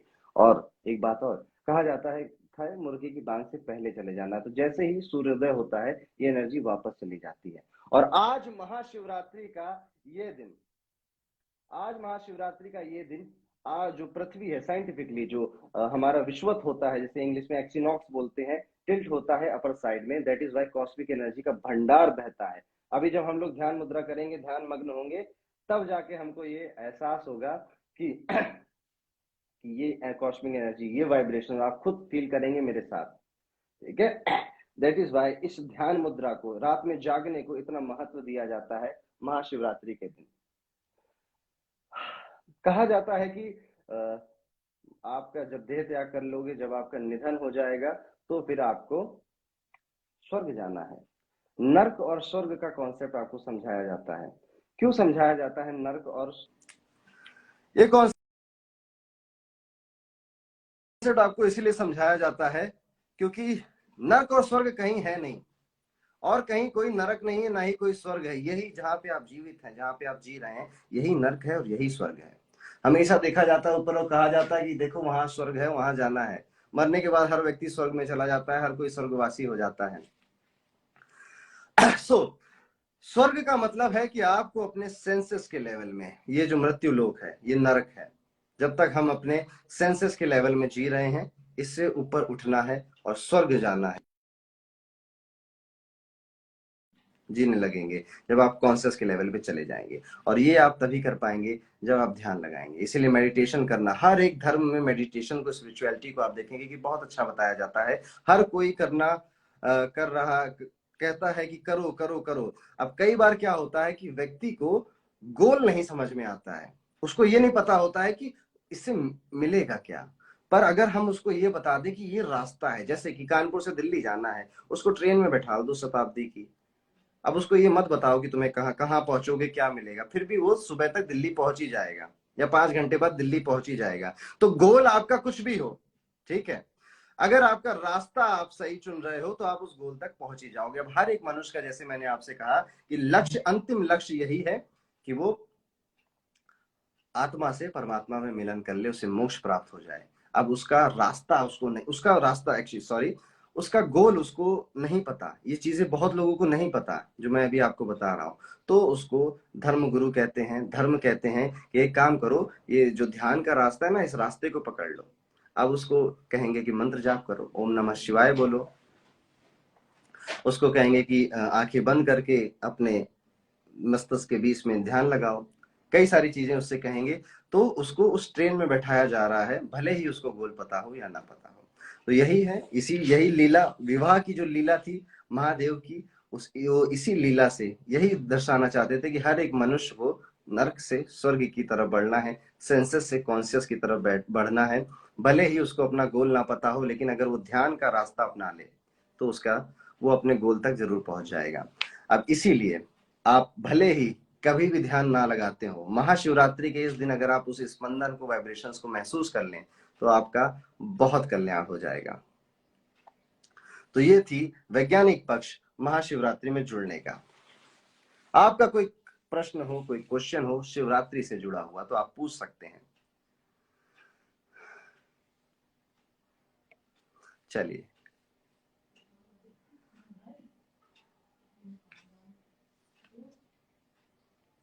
हिमांशु जी 3 बजे तक अगर जाग जाए, बहुत ज्यादा नहीं जाग पा रहे हैं तो बस इट्स ओके, ठीक है।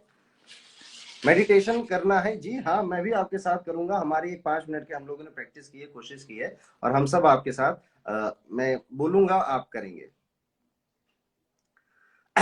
चलिए, सार्थक जी ने क्वेश्चन पूछा है हमसे कि अघोरी क्यों करते हैं शिव जी की पूजा। ओके, बड़ा अच्छा क्वेश्चन है। अघोरी अघोरी क्यों करते हैं शिव जी की पूजा। आपने कभी किसी ने अघोरी देखा है? रावण और शिव जी के बारे में, जी बिल्कुल, मैं रावण और शिव की कहानी भी कथा सुनाऊंगा। आपने कभी किसी ने अघोरी को देखा, अघोरियों को देखा है कैसे होते हैं? कभी किसी ने अघोरियों को देखा है?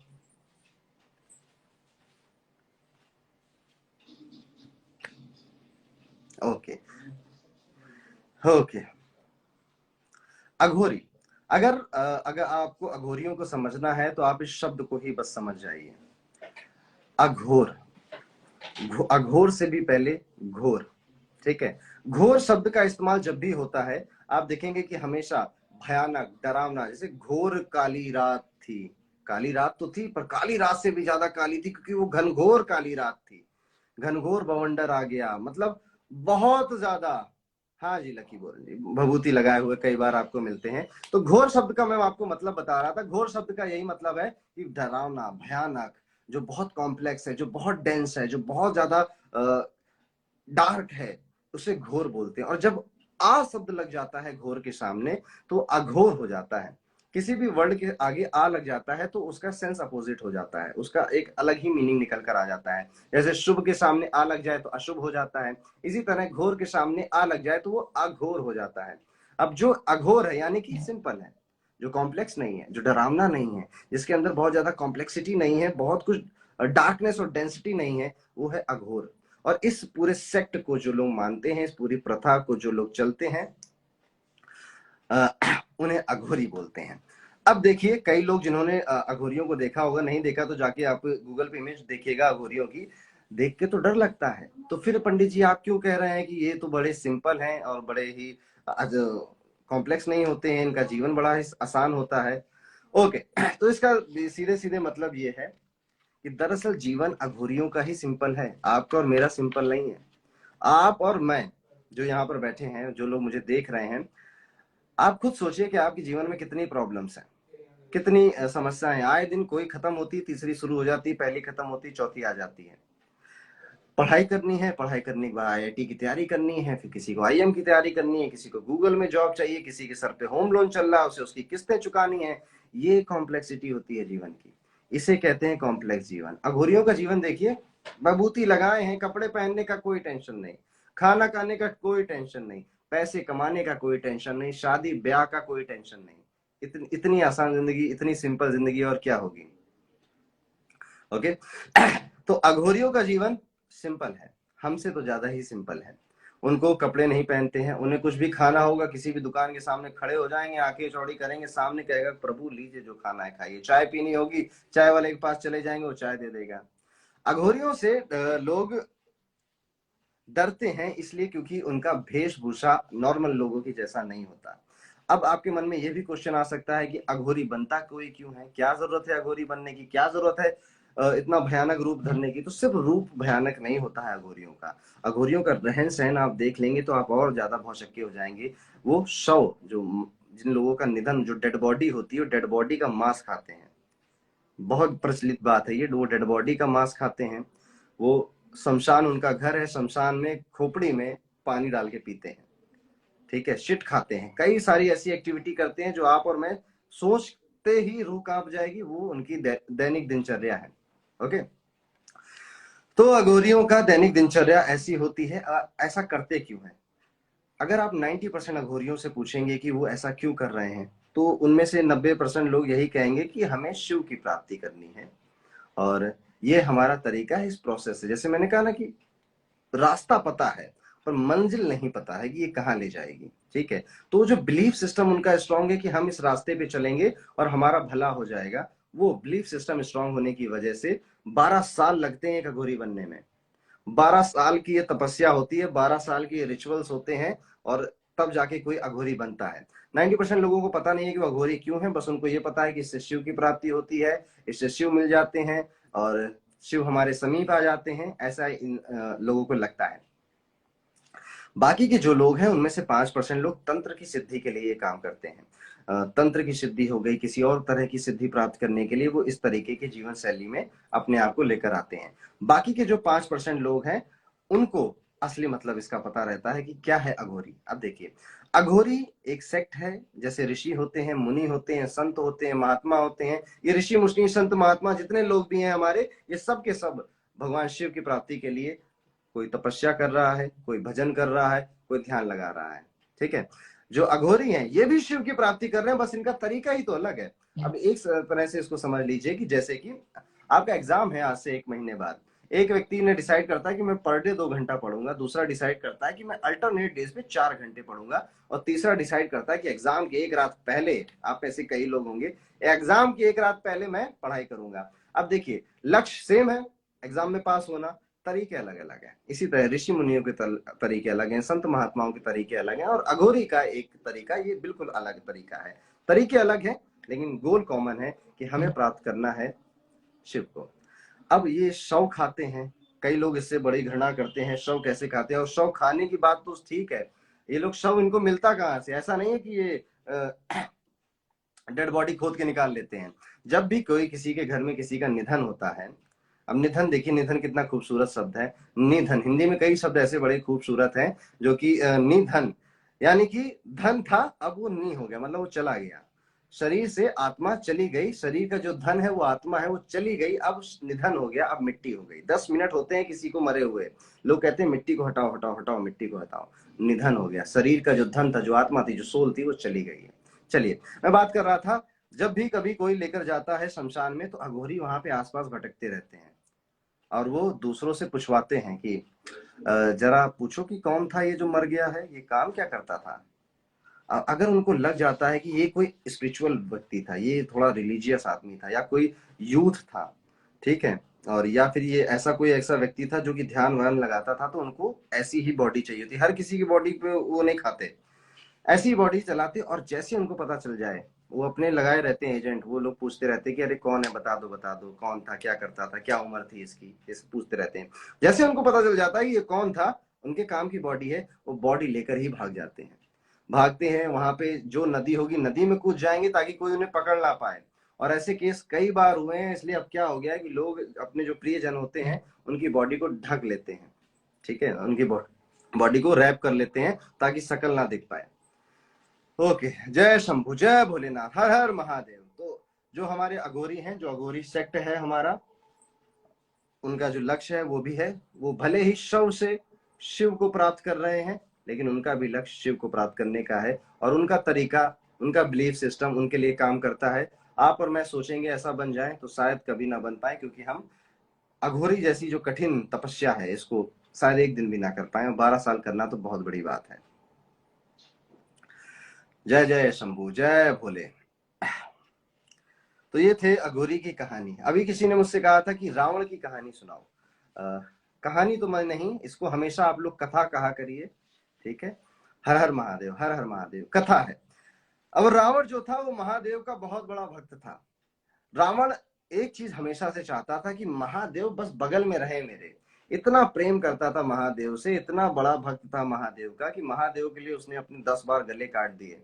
महादेव ने उसे दशानन बना दिया। फिर एक बार जब माता पार्वती और महादेव को उसने देखा रावण ने कि ये लोग तो अभी भी कैलाश में बारिश हो रही है तो भी वहीं पेड़ के नीचे छुप रहे हैं, आंधी तूफान ठंडी हर जगह उन्हीं के वहीं पे ऐसे ही पड़े हुए हैं। तो रावण ने एक इच्छा जाहिर करी महादेव के सामने कि प्रभु, मैं चाहता हूं कि मैं आपके लिए एक अच्छा सा घर बना दूं, एक अच्छा सा महल बना दूं। आप भोले हैं, आप मेरे आराध्य हैं, और मेरे पास क्या नहीं है, सारी दुनिया की धन दौलत है, सारी दुनिया की ताकत है, पूरे ब्रह्मांड का ज्ञान है। तो मैं आपके लिए एक घर बनाना चाहता हूँ, एक महल बनाना चाहता हूँ। भगवान भोले भंडारी वो कहते ठीक है भाई, मन कर रहा है तो बना दो, ठीक है। अब जब उसको परमिशन मिल गई, भोलेनाथ से, महादेव से परमिशन मिल गई, तो रावण जाता है सबसे पहले तो विश्वकर्मा जी के पास, और विश्वकर्मा जी से कहता है कि सुनो भाई, शंकर जी के लिए महल बनाना है तो इस दुनिया का सबसे बेहतरीन महल बनेगा। और किससे बनाओगे? तो कहते हैं, विश्वकर्मा जी कहते हैं घर बन रहा है, महल बन रहा है तो वो तो ईंट पत्थर से बनता है। कहता है हाँ, पागल हो क्या? सोने का महल बनेगा, हर जगह सोने, जवाहरात, हीरे, मोती, माणिक, सिर्फ यही लगा रहेगा। तो विश्वकर्मा जी तैयार हो जाइए, मैप वैप, आर्किटेक्ट सब रेडी करिए, मैं गोल्ड लेके मैं आ रहा हूँ आपके पास। तो गोल्ड की चिंता आप मत करिए, आप बस इंजीनियरिंग का काम करिए, इंजीनियर हैं आप दुनिया के सबसे बड़े, ठीक है। तो इंजीनियरिंग का काम आप तैयार रखिए, अपना आर्किटेक्ट, मैं गोल्ड लेके आता हूँ। अब जब गोल्ड लेने गया तो रावण, उसने कहा गोल्ड गोल्ड कहाँ मिलेगा, सोना इतना सारा। उसको याद आया, अरे मेरा खुद का सौतेला भाई कुबेर, ठीक है, कुबेर के पास, उनके पास इतना गोल्ड का खजाना है, कहाँ जाएगा वो सारा गोल्ड, ठीक है। वो कुबेर जी के पास जाते, कुबेर जी मना कर देते कि नो, ये गोल्ड किसी और काम के लिए, हम तुमको नहीं देंगे। कहते कैसे नहीं दोगे? पूरा जो गोल्ड का भंडार था, तिजोरी थी, रावण अपने सर पे उठा के चला आता है वहां से। हर हर महादेव। अब गोल्ड की समस्या रावण ने सॉल्व कर दी, इंजीनियर रावण ले आया, वो भी वर्ल्ड के बेस्ट विश्वकर्मा जी का इंजीनियर लेकर आया। जय श्री महाकाल। तो अब महल बनना शुरू हुआ, महल बन के तैयार हुआ, भव्य सोने का, गोल्ड का, हर जगह हीरे जवाहरात मोती, हर सुख सुविधाएं हर जगह से लैस है। ये हमारा महल तैयार होता है। रावण वो महल अपनी ध्वनि से उठाता है, क्योंकि महल तो लंका में तैयार हुआ था, अब उसको ध्वनि से उठाता है। ओम नमः शिवाय, ध्वनि से, इतनी तेज ध्वनि से बोलता है, और ये ओम नमः शिवाय का उच्चारण करते करते कैलाश तक जाता है रावण। सोचिए, ऐसी भक्ति चाहिए। कैलाश तक जाता है रावण, और कैलाश में जाके वो महल लगता है और कहता है कि देखिए प्रभु, मैंने सोने का महल आपके लिए बनाया। ओके चितपाल जी, मैं आपको ज्वाइन करवाता हूं। ओके, ऐसा सोने का महल बनाया है, अब आप इसमें विराजिए, आप इसमें जाइए, आप माँ पार्वती के साथ इसमें रहिए।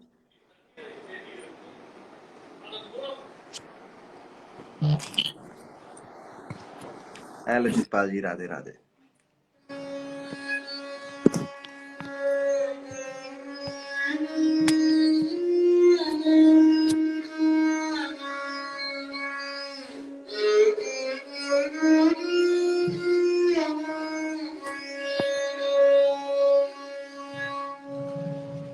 नमस्कार, मैं छिंदवाड़ा मध्य प्रदेश से बात कर रहा हूँ और मैं आपके काफी सारी रील्स वगैरह देखता रहता हूँ। और आपने मुझे अभी मौका दिया एक भजन प्रस्तुत करने के लिए, उसके लिए आपका बहुत बहुत आभार। और भजन मैंने तैयार किया है शिव जी के ऊपर ही, तो मैं 2 मिनट शांत पूरा लगा लेता हूँ। बिल्कुल बिल्कुल लगाइए। जी जी जी।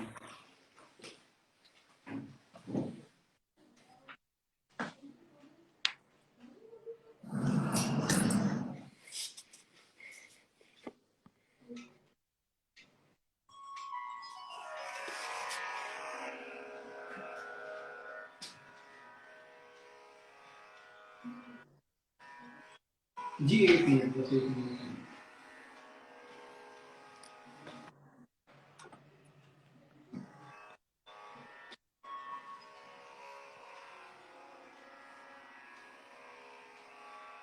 अरे यार इससे कनेक्ट नहीं हो रही है। थोड़ा सा टेक्निकल एरर हो गया है, 2 मिनट। कोई बात नहीं, take your time Chitpal ji, take your time.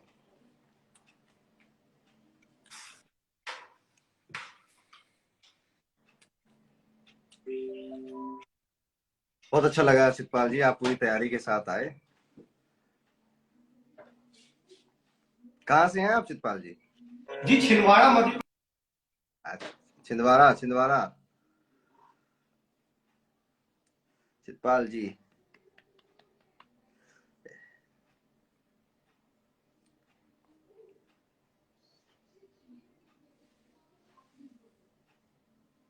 थोड़ा नेट का इशू है क्या?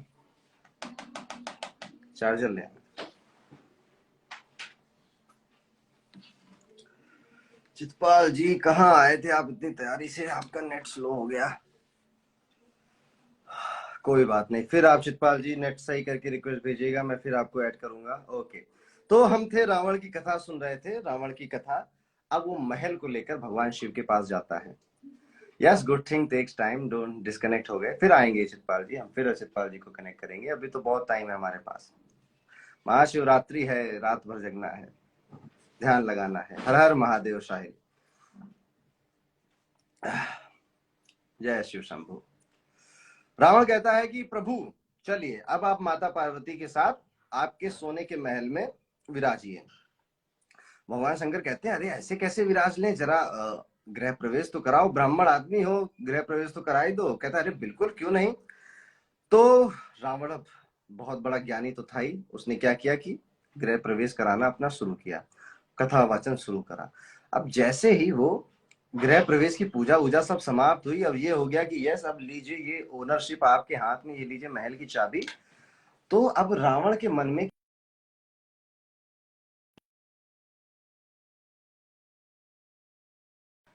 में आता है कि मैं भगवान शंकर को इस महल में, मैंने महल तैयार किया, एक सेकेंड, मैंने ये महल तैयार किया भगवान शंकर के लिए, और अगर मैं ये महल और भगवान शंकर को मांग लूं कि आप आ जाइए मेरे साथ, और ये महल ही मांग लूं, तो अगर क्या पता भगवान शंकर भोले तो हैं, भोले भंडारी तो हैं, क्या पता ये भी चले जाएं मेरे साथ और मेरे साथ लंका में रहने लगे।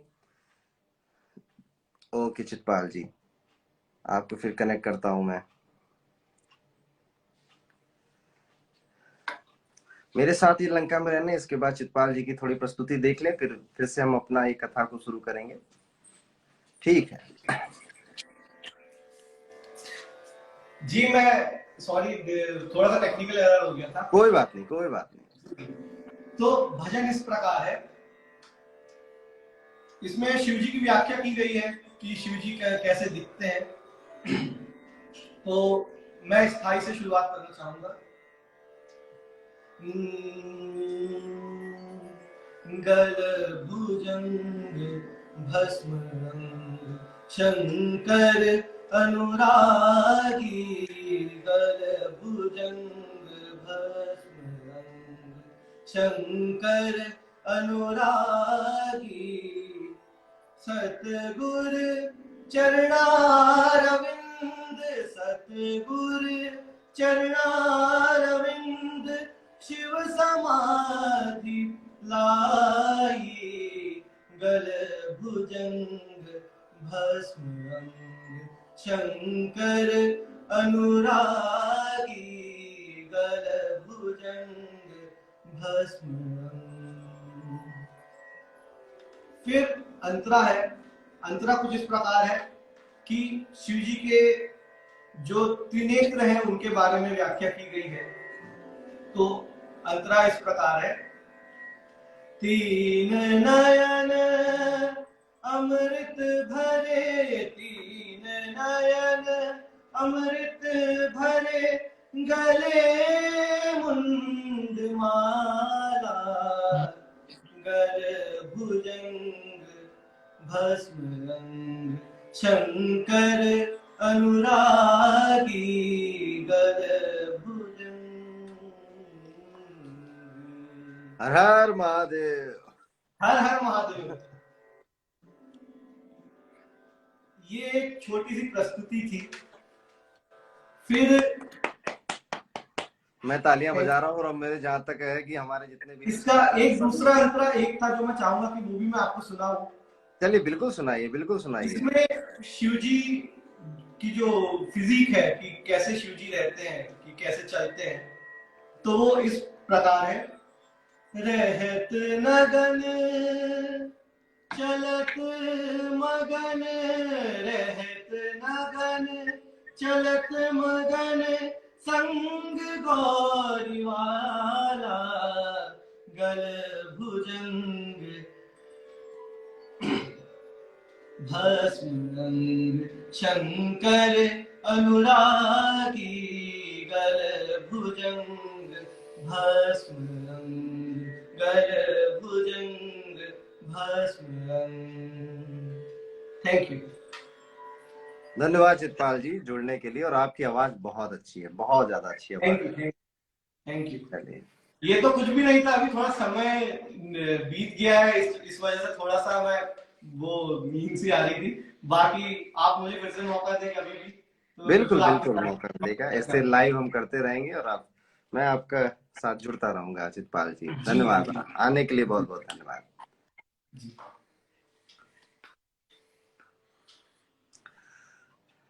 चितपाल जी का बहुत बहुत धन्यवाद। और जैसे मुझे बहुत अच्छा लगा, आई होप आप सभी को बहुत अच्छा लगा होगा। और पाजी छा गए, बिल्कुल सही कहा आपने। ओम नमः शिवाय।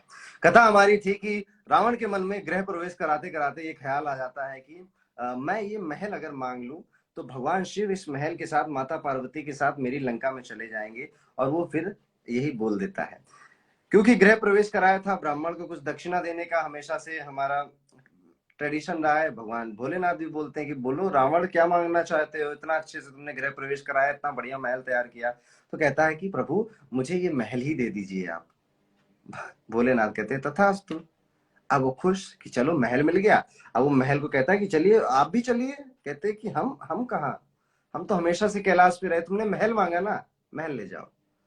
हम तो हमेशा से कैलाश पे पहले भी रहते थे और अब ये महल दिया भी नहीं भी मिला। हमें लगता है नियति ही ऐसी है कि मुझे और पार्वती को इसी भेष में और ऐसे ही रहन सहन के साथ कैलाश में रहना है।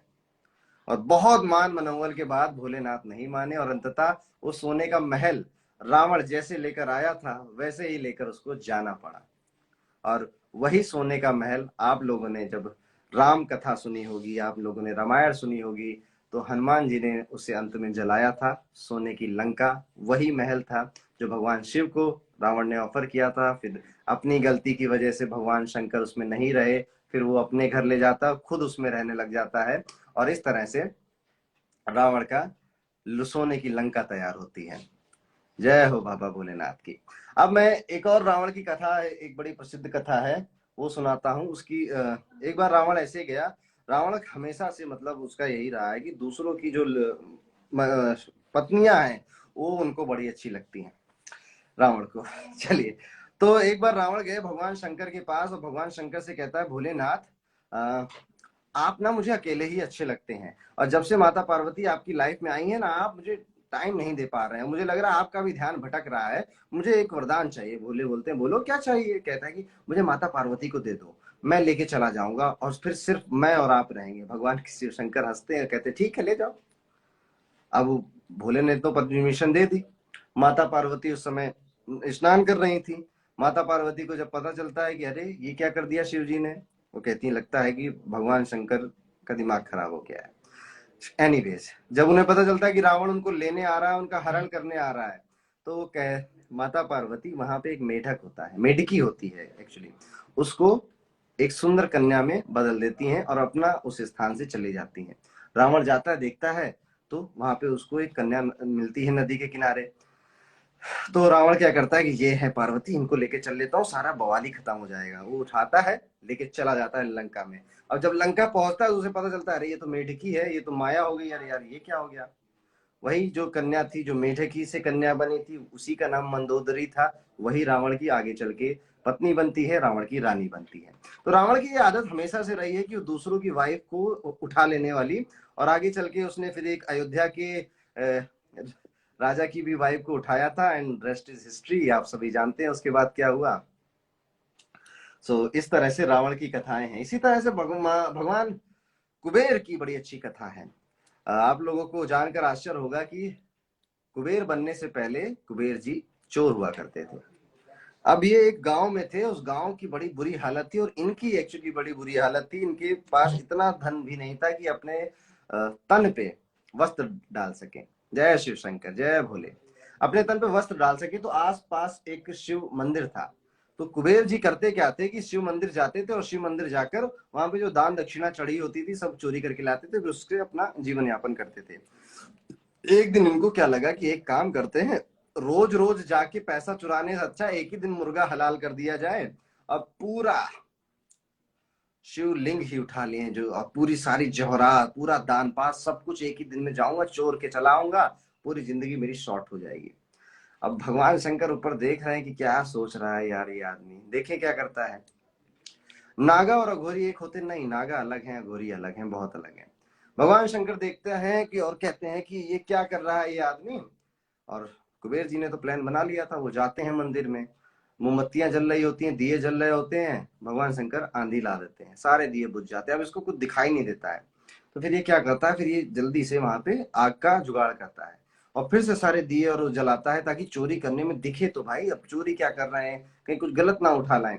तो फिर ये आंधी चलती, फिर बुझ जाता है, फिर ये जलाता है, फिर आंधी चलती, फिर बुझ जाता है, फिर ये जला, और ऐसा पूरी रात चलता रहता है। भगवान शंकर भी कहते हैं, अरे बाप रे, इतना डेडिकेशन अगर तूने मेरी भक्ति में दिखाया होता तो आज न जाने तुझे मैं क्या दे देता, पर चोरी में दिखा रहा है।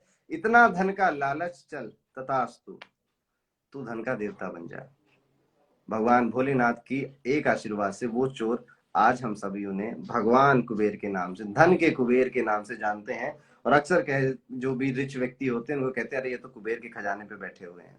तो ऐसे एक चोर को महादेव के आशीर्वाद से कुबेर का पद मिल जाता है, एक राक्षस को सोने की लंका मिल जाती है, भस्मासुर को महादेव ने खुश होकर अपने कंगन दान कर दिए थे। ऐसे हैं हमारे भोले भंडारी। ऐसे ही एक बार महादेव को पता चलता है कि ये जो श्री कृष्ण है, इनका जो रास लीला है बड़ी ही फेमस है यार। बड़ा ही मैंने सुना है कि रास लीला में अनेकों महिलाएं जाती हैं वहां पर, अनेकों महिलाएं जाती हैं वहां पर। जो कृष्ण है वो नृत्य करते हैं, म्यूजिक गाते हैं, बांसुरी बजाते हैं। मैं भी जरा देखूं, भगवान शंकर के अंदर एक जिज्ञासा जगी, मैं भी जरा देखूं कि क्या होता है, ये कैसा होता है ये रासलीला, बड़ा ही सुना है। तो भगवान शंकर आते हैं, मथुरा की धरती, वृंदावन की धरती पे प्रकट होते हैं। अब भगवान शंकर थोड़े मैंने जैसा शुरू में कहा ना, पुरुषों में भी पुरुष हैं, वो महापुरुष हैं। आमतौर नहीं, उनकी हाइट आपकी मेरी तरह 5 फुट 8 इंच, 5 फुट 6 फुट की नहीं है। महादेव की जो हाइट है वो जो पुराणों में, शिव पुराण में खासकर देखने को मिलती है, बताया जाता है कि 9 से 10 फुट लंबे थे महादेव, और बहुत लंबे थे। तो जब ऐसा एक पुरुष आता है, और आप सोचिए आपके सामने बढ़िया बॉडी है, 6 पैक्स निकले हैं, और इतना सुंदर पुरुष आ जाए, आप भी आश्चर्यचकित रह जाएंगे। अब ये रासलीला जहाँ हो रही थी, वहां पे कोशिश करते हैं कि वहां पर मेरी भी एंट्री हो जाए। तो वहां पर द्वारपाल खड़ा था। द्वारपाल कहता है, भैया कहाँ जा रहे हो। तो कहते हैं, शिव जी कहते हैं, अरे अंदर वो रासलीला चल रही है ना, वहां पे वो कृष्ण है, सारी गोपियां हैं, मुझे भी जरा देखना है कि क्या होता है, ऐसा बड़ा नाम सुना है मैंने। वो कहते हैं कि अरे वहां पे सिर्फ लेडीज जाती हैं, और कृष्ण अकेले पुरुष है वहां पे, दूसरे पुरुष अलाउड नहीं है। मैं भी देखो बाहर ही खड़ा हूँ, सिर्फ फीमेल्स का, वहाँ लेडीज का जाना वहां पे अलाउड है। भगवान महादेव कहते हैं, अरे यार ऐसा मत करो, बहुत दूर से चल के आए हैं, तुम्हें नहीं पता हम कितनी दूर से चल के आए हैं, तो कुछ जुगाड़ बैठाओ। सो वो कहता है कि अच्छा, मानोगे नहीं लगता है तुम, तो एक काम करो, कम से कम महिलाओं के वस्त्र पहन लो ताकि तुम्हें कोई पहचान नहीं ना। कृष्ण ये ना, ये सिर्फ महिलाओं के सामने बांसुरी और रासलीला सिर्फ उन्हीं के सामने करता है। कहते ठीक ठीक चलो, भले ही रासलीला देखने के लिए मुझे महिलाओं के वस्त्र पहनने पड़ेंगे, मैं रेडी हूँ, आई एम रेडी। अब पर द्वारपाल जी, ये महिला का वस्त्र मिलेगा कहाँ? अब भोलेनाथ पूछते हैं, वो कहता है अब ये भी नहीं, इसका भी जुगाड़ तुम करके नहीं लाए? ठीक है, कहता है अच्छा कोई बात नहीं, चलो एक काम करते हैं कि मेरी वाइफ है, मेरी वाइफ के पास साड़ी होगी, वो मैं तुम्हें दे देता हूँ। अब इत्तेफाक से जो उनकी उस द्वारपाल की जो वाइफ थी, उसके पास एक ही साड़ी थी जो उसने पहनी हुई थी। अब महादेव पहुंच जाते हैं वो साड़ी मांगने कि देवी जरा साड़ी दे दो, रासलीला देखने जानी है। द्वारपाल भी कहता है कि दे दो यार, बहुत दूर से आया है, देख रहे हो कि बेचारा वापस जाना पड़ेगा, कृष्ण है ही ऐसे। तो महादेव को वो महिला, एक मधुबनी में बहुत अच्छी पेंटिंग है, उस पेंटिंग में दिखाया जाता है कि दरवाजा बंद करे वो महिला वस्त्र गिरा रही है, भोलेनाथ सर झुकाए और आंखें बंद किए वो साड़ी ले रहे हैं। उसके बाद भोलेनाथ साड़ी पहनते हैं, एक महिला का वेश धारण करते हैं, और उसके बाद वो उस रासलीला में जाते हैं। और ये जो रासलीला थी जिसमें कृष्ण, गोपियां और खुद महादेव थे, साड़ी पहन के महादेव ये रासलीला देखने आए थे। और इस रासलीला को महारास के नाम से जाना जाता है, और मथुरा में और कई ऐसे इलाकों में महारास के दिन इसको सेलिब्रेट किया जाता है।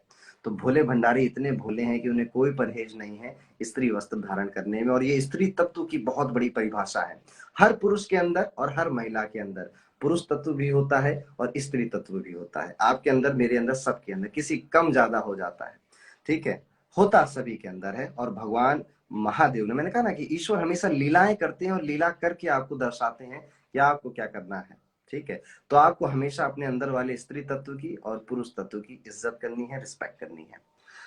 एक कहानी, कहानी क्या, बहुत ही अच्छी पौराणिक कथा है हमारी, जिसमें ये एक पौराणिक कथा भगवान शिव के, महादेव के, भोले शंभु के ऋषि जो भक्त थे उनका नाम था भृगु, उनसे जुड़ी हुई है। तो जो भृगु थे, इनके अंदर, जब भी मैंने कहा ना स्त्री तत्व होता है, पुरुष तत्व होता है, इनके अंदर स्त्री तत्व बहुत ज्यादा था और पॉजिटिवनेस बहुत ज्यादा थी। जब इन्होंने भोलेनाथ को, भृगु ने भोलेनाथ को, महादेव को गुरु माना, अपना अपना आराध्य माना, तो 3 दिन कहते थे महादेव आप बैठ जाइए, मैं आपकी परिक्रमा करूंगा, तब जाके मेरा दिन पूरा होगा। तो दिन में 3 बार ये ऐसे परिक्रमा करते थे महादेव की। उसके बाद जब ये चीज पार्वती माता को पता चली, उनको लगा कि ये आपकी ही परिक्रमा क्यों करता है, मेरे में क्या कमी है, मेरी भी तो परिक्रमा कर ले, ठीक है। तो माता पार्वती कहती हैं कि अब जब ये आपकी परिक्रमा करेगा, मैं आपके बगल में बैठ जाऊंगी। तो माता पार्वती आती हैं और भगवान शिव के बगल में बैठ जाती हैं और कहती हैं कि देखिए अब क्या करता है, ठीक है।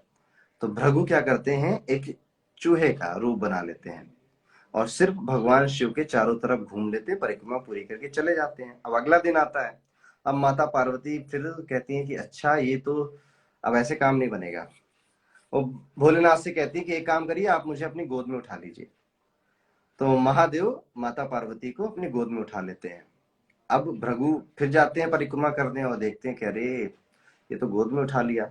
अब वो एक पक्षी के रूप में बदल जाते हैं, चिड़िया के रूप में बदल जाते हैं और भगवान शंकर के सर के ऊपर से परिक्रमा करके फिर चले जाते हैं। अब माता पार्वती कहती हैं, भोले भगवान शंकर सब देख रहे हैं कि एक तरफ मेरा भक्त है, एक तरफ मेरी अर्धांगिनी है, दोनों के बीच में टसल हो रहा है, दोनों के बीच में मनमुटाव हो रहा है। उनको अच्छा भी नहीं लग रहा था और बड़ी प्रसन्नता भी हो रही थी, उनको अच्छा भी नहीं लग रहा था और बड़ी प्रसन्नता भी हो रही थी कि देखते हैं कि ये मेरा भक्त, ये भृगु कितने हद तक जाता है, कितना ये करता है, ठीक है। और उसके बाद अगले दिन जब फिर परिक्रमा की बात आई तो उन्होंने क्या किया, माता पार्वती और अपना स्वरूप जोड़ लिया। अब वो अर्धनारेश्वर बन गए, आधी औरत और आधे शिव, आधी शक्ति और आधे शिव, और इस रूप को बोला गया अर्धनारेश्वर। लेकिन भृगु फिर आए, अर्धनारेश्वर रूप में देखा, आदि शक्ति के रूप में देखा, तब जाके भृगु ने कहा कि तब अब मधुमक्खी बनूंगा मैं। मधुमक्खी बनते हैं और उसके बाद सिर्फ दाएं पैर में भगवान शिव के सिर्फ दाएं पैर में चक्कर काट के फिर चले जाते। अब भगवान शिव कहते हैं, अरे बाप रे, ये तो मानने को नहीं तैयार है, ये माता पार्वती को एक्सेप्ट करने के लिए नहीं तैयार है। अब भगवान शिव कहते हैं कि अब ये जितना कार्यक्रम है इसको खत्म करने का वक्त आ चुका है। अब भगवान शिव कहते हैं कि अर्धनारीश्वर का रूप और अर्धनारीश्वर का आदि रूप समझाने का भृगु को वक्त आ गया, और भृगु के जरिए पूरी दुनिया को वक्त आ गया। अब भगवान शिव माता पार्वती का साथ अर्धनारीश्वर शिव आदि शक्ति का रूप बनाते हैं और पलथी मार के बैठ जाते हैं।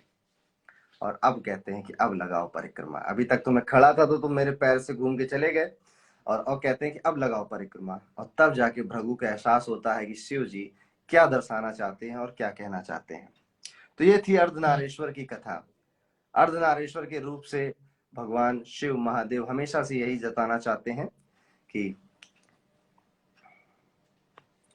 स्त्री तत्व और पुरुष तत्व दोनों ही इस धरती पर हैं, और हर पुरुष और हर स्त्री के अंदर ये दोनों तत्व विद्यमान होते हैं। और जब तक ये तत्व आप इसे एक्सेप्ट नहीं करेंगे, आप पूरी तरह से आत्मा से परमात्मा की तरफ नहीं जा पाएंगे। ठीक है, सोनिया जी कह रहे हैं कि निर्जला व्रत कैसे रख समापन करूं। सुबह 6-6:30 बजे तक का मुहूर्त है, 4:42 तक का मुहूर्त है सुबह, और आप उसके बाद अपना व्रत तोड़ सकते हैं। सो कैसा लग रहा है अभी तक आप लोगों को? जरूर कमेंट में बताइए कैसा लग रहा है आप लोगों को।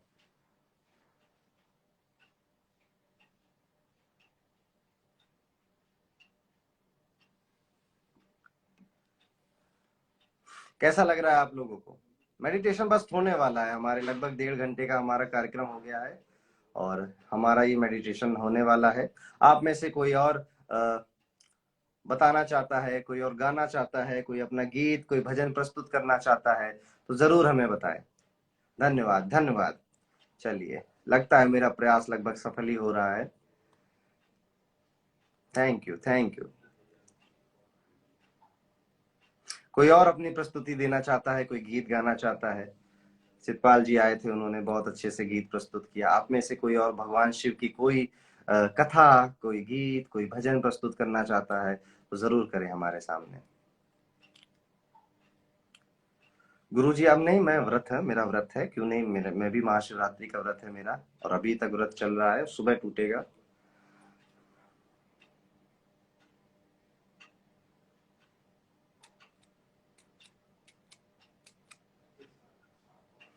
जीत भुवन जी शुरुआत से देख रहे हैं, बहुत अच्छी बात है। ओके, भगवान शिव की पूजन विधि में कुछ चीजें आपको ध्यान में रखनी चाहिए। कई सारे लोग पूछ रहे हैं, भगवान शिव की जो पूजन विधि है, सबसे पहले तो भगवान शिव को जो जल चढ़ाया जाता है, वो जल आप जब भी, जैसे अक्सर है घरों में शिवलिंग नहीं होते हैं, घरों में शिवलिंग नहीं होते हैं, घरों में शिवलिंग रखने भी नहीं चाहिए, क्योंकि शिवलिंग एक बहुत ही पवित्र चीज है। शिवलिंग इतनी पवित्र चीज है कि उसके रख रखाव अक्सर एक आम आदमी और एक आम घर में नहीं हो पाता है। इस वजह से शिवलिंग मंदिर में रहे तो अच्छा है। आप अपने घर में शिवलिंग ना लेकर आए, और अगर घर में कुछ रखना ही है शिवलिंग के रूप में तो नर्मदेश्वर आते हैं। नर्मदेश्वर नर्मदा नदी है, वहां से प्राकृतिक रूप से निकलते हैं, जो कि शिवलिंग का आकार होता है। आप उन्हें अपने घर में शिवलिंग के आकार में, शिवलिंग की भांति रख सकते हैं। या फिर पारद शिवलिंग होता है, पारद शिवलिंग को रख सकते हैं। घर के अंदर शिवलिंग की स्थापना नहीं की जाती है। भगवान शंकर के शिवलिंग पे जल चढ़ाने की, जल का अभिषेक करने की बहुत ज्यादा मान्यता है। बहुत ज्यादा इसकी कथाएं भी प्रचलित हैं कि सिर्फ जल चढ़ाते चढ़ाते लोगों ने कितना बड़ा आशीर्वाद प्राप्त किया भगवान शिव का। शिव जो परिवार है, शिव में माता पार्वती, कार्तिकेय, गणेश और नंदी, ये सभी सम्मिलित हैं। और ये भी कहा जाता है कि जब भी आप मंदिर में भगवान शिव को लोटा अपने घर से लेकर जा रहे हैं, जल चढ़ाने जा रहे हैं, जल चढ़ाइए, पूरा जल चढ़ाइए, और वहां से जो उनके चरणों में जो जल है, ऐसा नहीं कि आधा चढ़ा के आधा, पूरा जल चढ़ा दिया। अब जो चरणों में जो जल है, भले ही 2 बूंदे अपने घर में वापस लेकर जरूर आइए, ठीक है। वो 2 बूंदे 2 बूंदे थोड़ा जल अपने घर में जरूर लेकर आइए, ये करना बहुत जरूरी है। जो भी महिला, जो भी पुरुष, जो भी युवक ये काम करता है, शिव खुद ब खुद आपके घर चले आते हैं। भोले भंडारी हैं, भोले भंडारी हैं।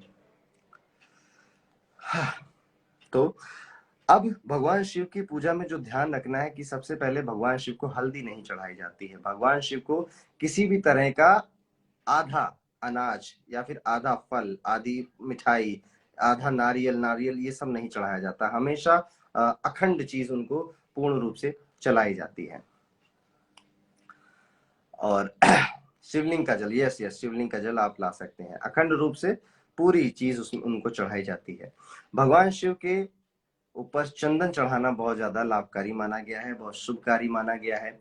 बेलपत्र चढ़ते हैं, बेलपत्र जो 3 हो, बेलपत्र जिनमें 3 चंदन की तिलक लगाए हों, और ये चंदन का तिलक आप उल्टी रखें, यानी जो चिकना वाला पार्ट है वो शिवलिंग के ऊपर चिपका सकते हैं। धतूरा रखना ना भूले, बहुत प्रिय है शंकर जी को धतूरा। और शिव स्तुति करें। आज महाशिवरात्रि है, अभी हम लोग ध्यान मुद्रा में जाएंगे, ध्यान लगाएंगे, मग्न होंगे ध्यान मुद्रा में और शिव को महसूस करने की कोशिश करेंगे। और ये ध्यान, यही आदि योगी हैं, यही ध्यान है। हर हर भोले, जय शंभू।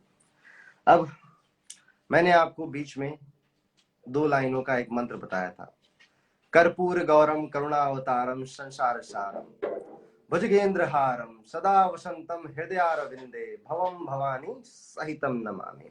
ये मंत्र आप में से किसी ने अभी सुना हो तो जरूर लाल चंदन चढ़ा सकते हैं। ये मंत्र अगर आपने सुना है तो जरूर बताइए मुझे, इसका मतलब किस किस को पता है जरूर बताइए। भगवान शंकर का ये मंत्र कर्पूर गौरम इतना ज्यादा शुद्ध है, इतना पवित्र है कि भगवान शंकर की अगर आप स्तुति कर रहे हैं तो ये 2 लाइनें आपको भजनी बहुत जरूरी है, बहुत जरूरी है। इसके अलावा सिर्फ भगवान शंकर तक ये मंत्र नहीं उपस्थित है। भगवान शंकर के अलावा आप किसी भी देवी देवता में विश्वास रखते हो, यकीन रखते हो, आपको ये मंत्र का जाप हमेशा करना है। कर्पूर गौरम मतलब कपूर के समान गौर वर्ण है जिसका। करुणा अवतारम, करुणा के जो साक्षात अवतार है। कर्पूर गौरम करुणा अवतारम संसार सारम, जो पूरे संसार का सार है, आदि है। जब कुछ नहीं था तब भी शिव है, जब सब कुछ है तब भी शिव है, और जब कुछ नहीं रहेगा शिव तब भी रहेंगे। पूरे संसार का सार है। भुजगेंद्र हारम, जिनके कंठ में सांपों की मालाएं टंगी हुई हैं।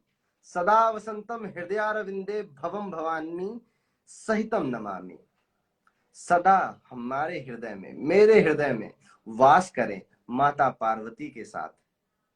सदा वसंतम हृदयारविंदे भवम भवानी सहितम नमामि, ऐसी मैं प्रार्थना करता हूं। यह है इस मंत्र का पूरा मतलब। अमृता जी की बैटरी डेड होने वाली, रिचार्ज कर लीजिए। और ये कर्पूर गौरम का मंत्र आप लोगों को याद होना चाहिए। और ये कर्पूर गौरम का मंत्र आपको हमेशा प्रतिदिन शिव की भक्ति में और भी किन्हीं देवी देवताओं की भक्ति में जरूर याद रखना चाहिए। चलिए अभी एक और हम एस्ट्रो रश्मि जी को ऐड करते हैं और गीत प्रस्तुत करने की उन्होंने इच्छा जाहिर करी है, तो एक आखिरी गीत उसको करने की उन्होंने। राधे राधे।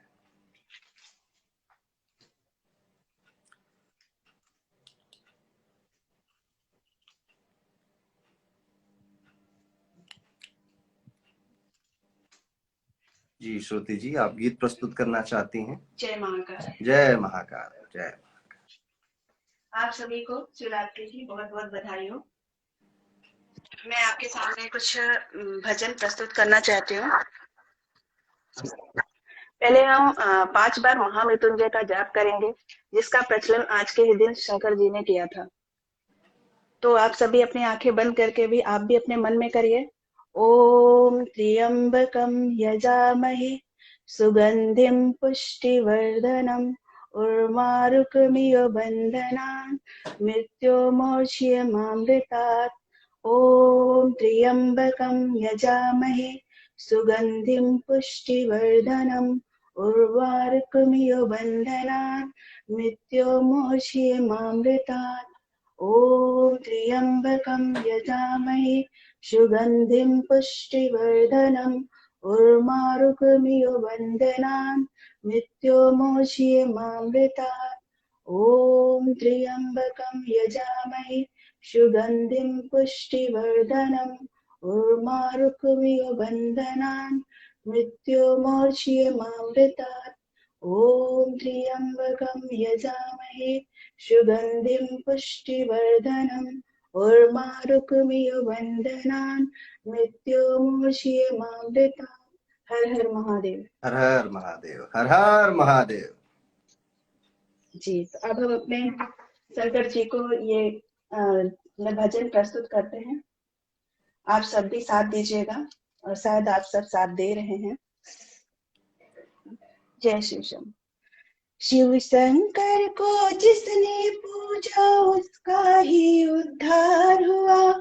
शिव शंकर को जिसने पूजा उसका ही उद्धार हुआ। अंत काल को भव सागर में उसका बेड़ा पार हुआ। बोले शंकर की पूजा करो, ध्यान चरणों में इनकी धरो। शिव शंकर को जिसने पूजा उसका ही उद्धार हुआ।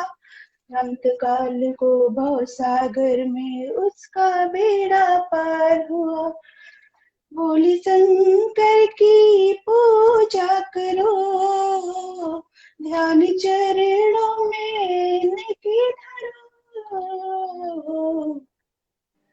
डमरू वाला है जग में दयालु बड़ा, दुन दुखियों का दाता जगत का पिता। सब पे करता है भोला ये शंकर दया। सब पे करता है भोला ये शंकर दया। सबको देता है ये आसरा। शिव शंकर को जिसने पूजा उसका ही उद्धार हुआ। अंत काल को भव सागर में उसका बेड़ा पार हुआ। बोले शंकर की पूजा करो, ध्यान चरणों में इनकी धरो। हर हर महादेव। हर हर महादेव। श्रुति जी धन्यवाद हमारे साथ जुड़ने के लिए, और बहुत अच्छा गीत आपने प्रस्तुत किया। धन्यवाद। Thank you. जय शंभू। अब हमारा कार्यक्रम अंत की ओर आ चुका है और अब हम सभी ध्यान लगाएंगे, जिसका हमने शुरू से इंतजार किया है। अब घड़ी आ गई है हमारे कार्यक्रम को समाप्त करने की, और समाप्त करेंगे भोले को याद करके।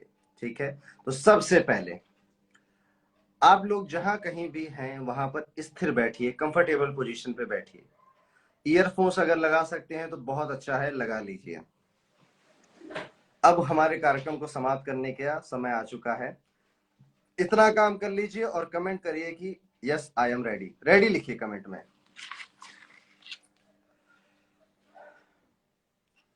ध्यान लगाएंगे, शिव को याद करेंगे। जैसा जैसा मैं आपसे बोलूंगा वैसा वैसा आप सभी करिए।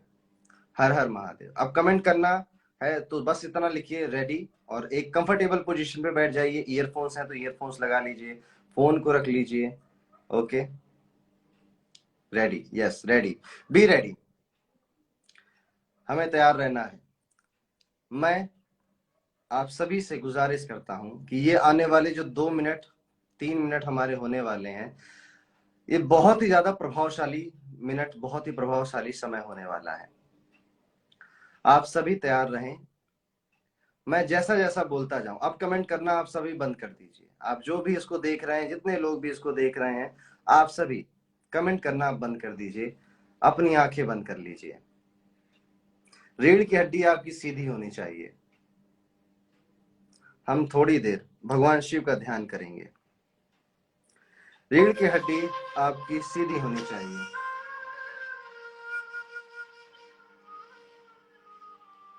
आंखें बंद कीजिए। कमेंट करना भी बंद कर दीजिए। अपने हाथों को रिलैक्स करिए। आंखें बंद हैं। शरीर में कहीं से भी कोई जोर नहीं पड़ना चाहिए, कोई असहजता आपको नहीं होनी चाहिए। मन को शांत करने की कोशिश करिए। धीरे धीरे अपना ध्यान अपनी श्वासों पे लेकर जाइए। अपनी सांस को ऊपर नीचे होते हुए देखने की कोशिश कीजिए। आप शांत हो रहे हैं, आप शांत हो रहे हैं और शांत हो रहे हैं।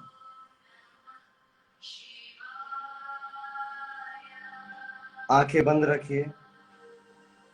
बंद आंखों से ही अपने दोनों आंखों के बीच में देखने का प्रयास करिए। आपको एक सफेद रोशनी दिखाई दे रही है। ये रोशनी बढ़ती चली जा रही है, आपकी ओर बढ़ रही है। आप भी धीरे धीरे इसकी ओर चलिए। इस रोशनी को देखिए। धीरे धीरे आप पाएंगे कि रोशनी बढ़ती चली जा रही है। आपको अच्छा महसूस हो रहा है, आप रिलैक्स कर रहे हैं। आपकी सभी चिंताएं, दुविधाएं, परेशानियां, दुख अब आपके शरीर से आपकी सांस के साथ निकल रहे हैं।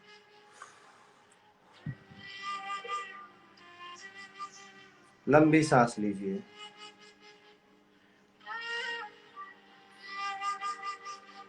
अब आपको बीच में देखने की, नेत्रों के बीच में देखने की आवश्यकता ही नहीं पड़ रही है, क्योंकि रोशनी पूरे मस्तिष्क में आपके फैल चुकी है।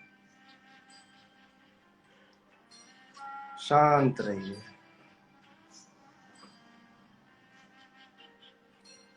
अब मेरे साथ दोहराइए, अपने मन में दोहराइए। ओम नमः शिवाय। ओम नमः शिवाय।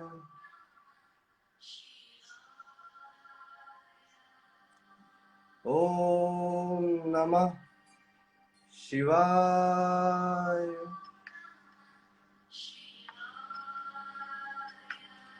ओम नमः शिवाय।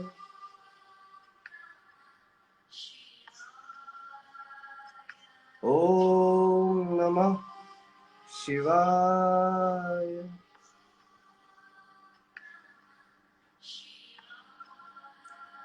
ओम नमः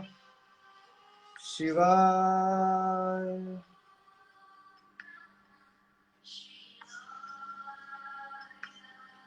ओम नमः शिवाय।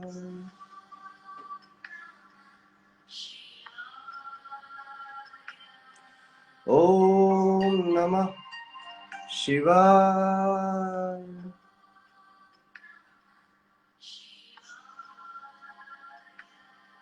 ओम नमः शिवाय।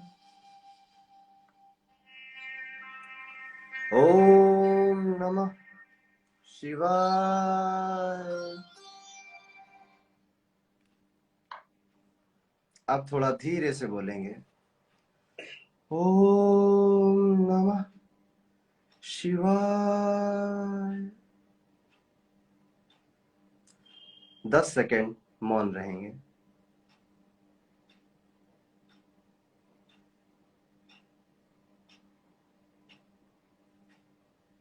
ऊर्जा को प्रवेश करते हुए महसूस कीजिए। महादेव की ब्लेसिंग्स को महसूस कीजिए। आंखें बंद रखिए।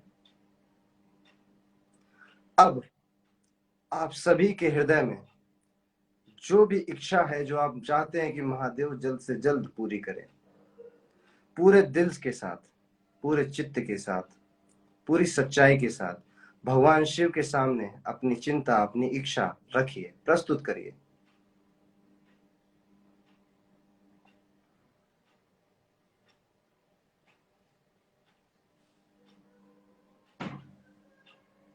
उनसे आशीर्वाद, उनसे उनकी कृपा मांगिए।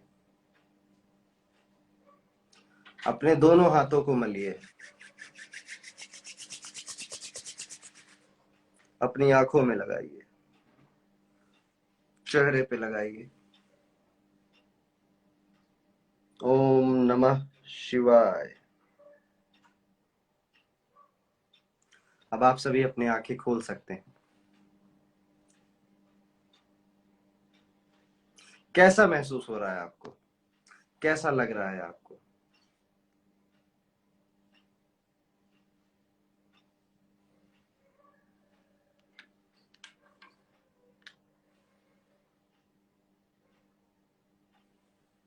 मैं आप सभी के लिए प्रार्थना करता हूं कि आप सभी ने, जिन्होंने ध्यान लगाया, जिन्होंने नहीं लगाया, आप सभी ने जो भी इच्छा महादेव से मांगी हो, हे महादेव आप सभी की इच्छा, भोलेनाथ सभी की इच्छा बहुत जल्द पूरी कर दें। बहुत हल्का महसूस कर रहे होंगे आप। और इसी के साथ अब आप जब भी सोएंगे और जब कल सुबह उठेंगे, देखिएगा आपकी पॉजिटिविटी इतनी ज्यादा होगी। अब आप जो थे, जो नेगेटिविटी थी, जो दुख थे, वो सेटबैक्स थे, वो जा चुके हैं। अब सिर्फ शिव बचे हैं। ओके, आप सभी का इस कार्यक्रम में घर घर शिव में मेरे साथ जुड़ने में बहुत बहुत धन्यवाद। मुझे नहीं पता था कि इतने लोग जुड़े रहेंगे, इतने लंबे समय तक जुड़े रहेंगे। आप सभी ने बहुत साथ दिया। मैं आप सभी से अब इस कार्यक्रम को अंत करने की अनुमति चाहता हूं और थैंक यू सो मच जुड़ने के लिए। हर हर महादेव। जहां भी बैठे हैं जोर से बोले हर हर महादेव। राधे राधे।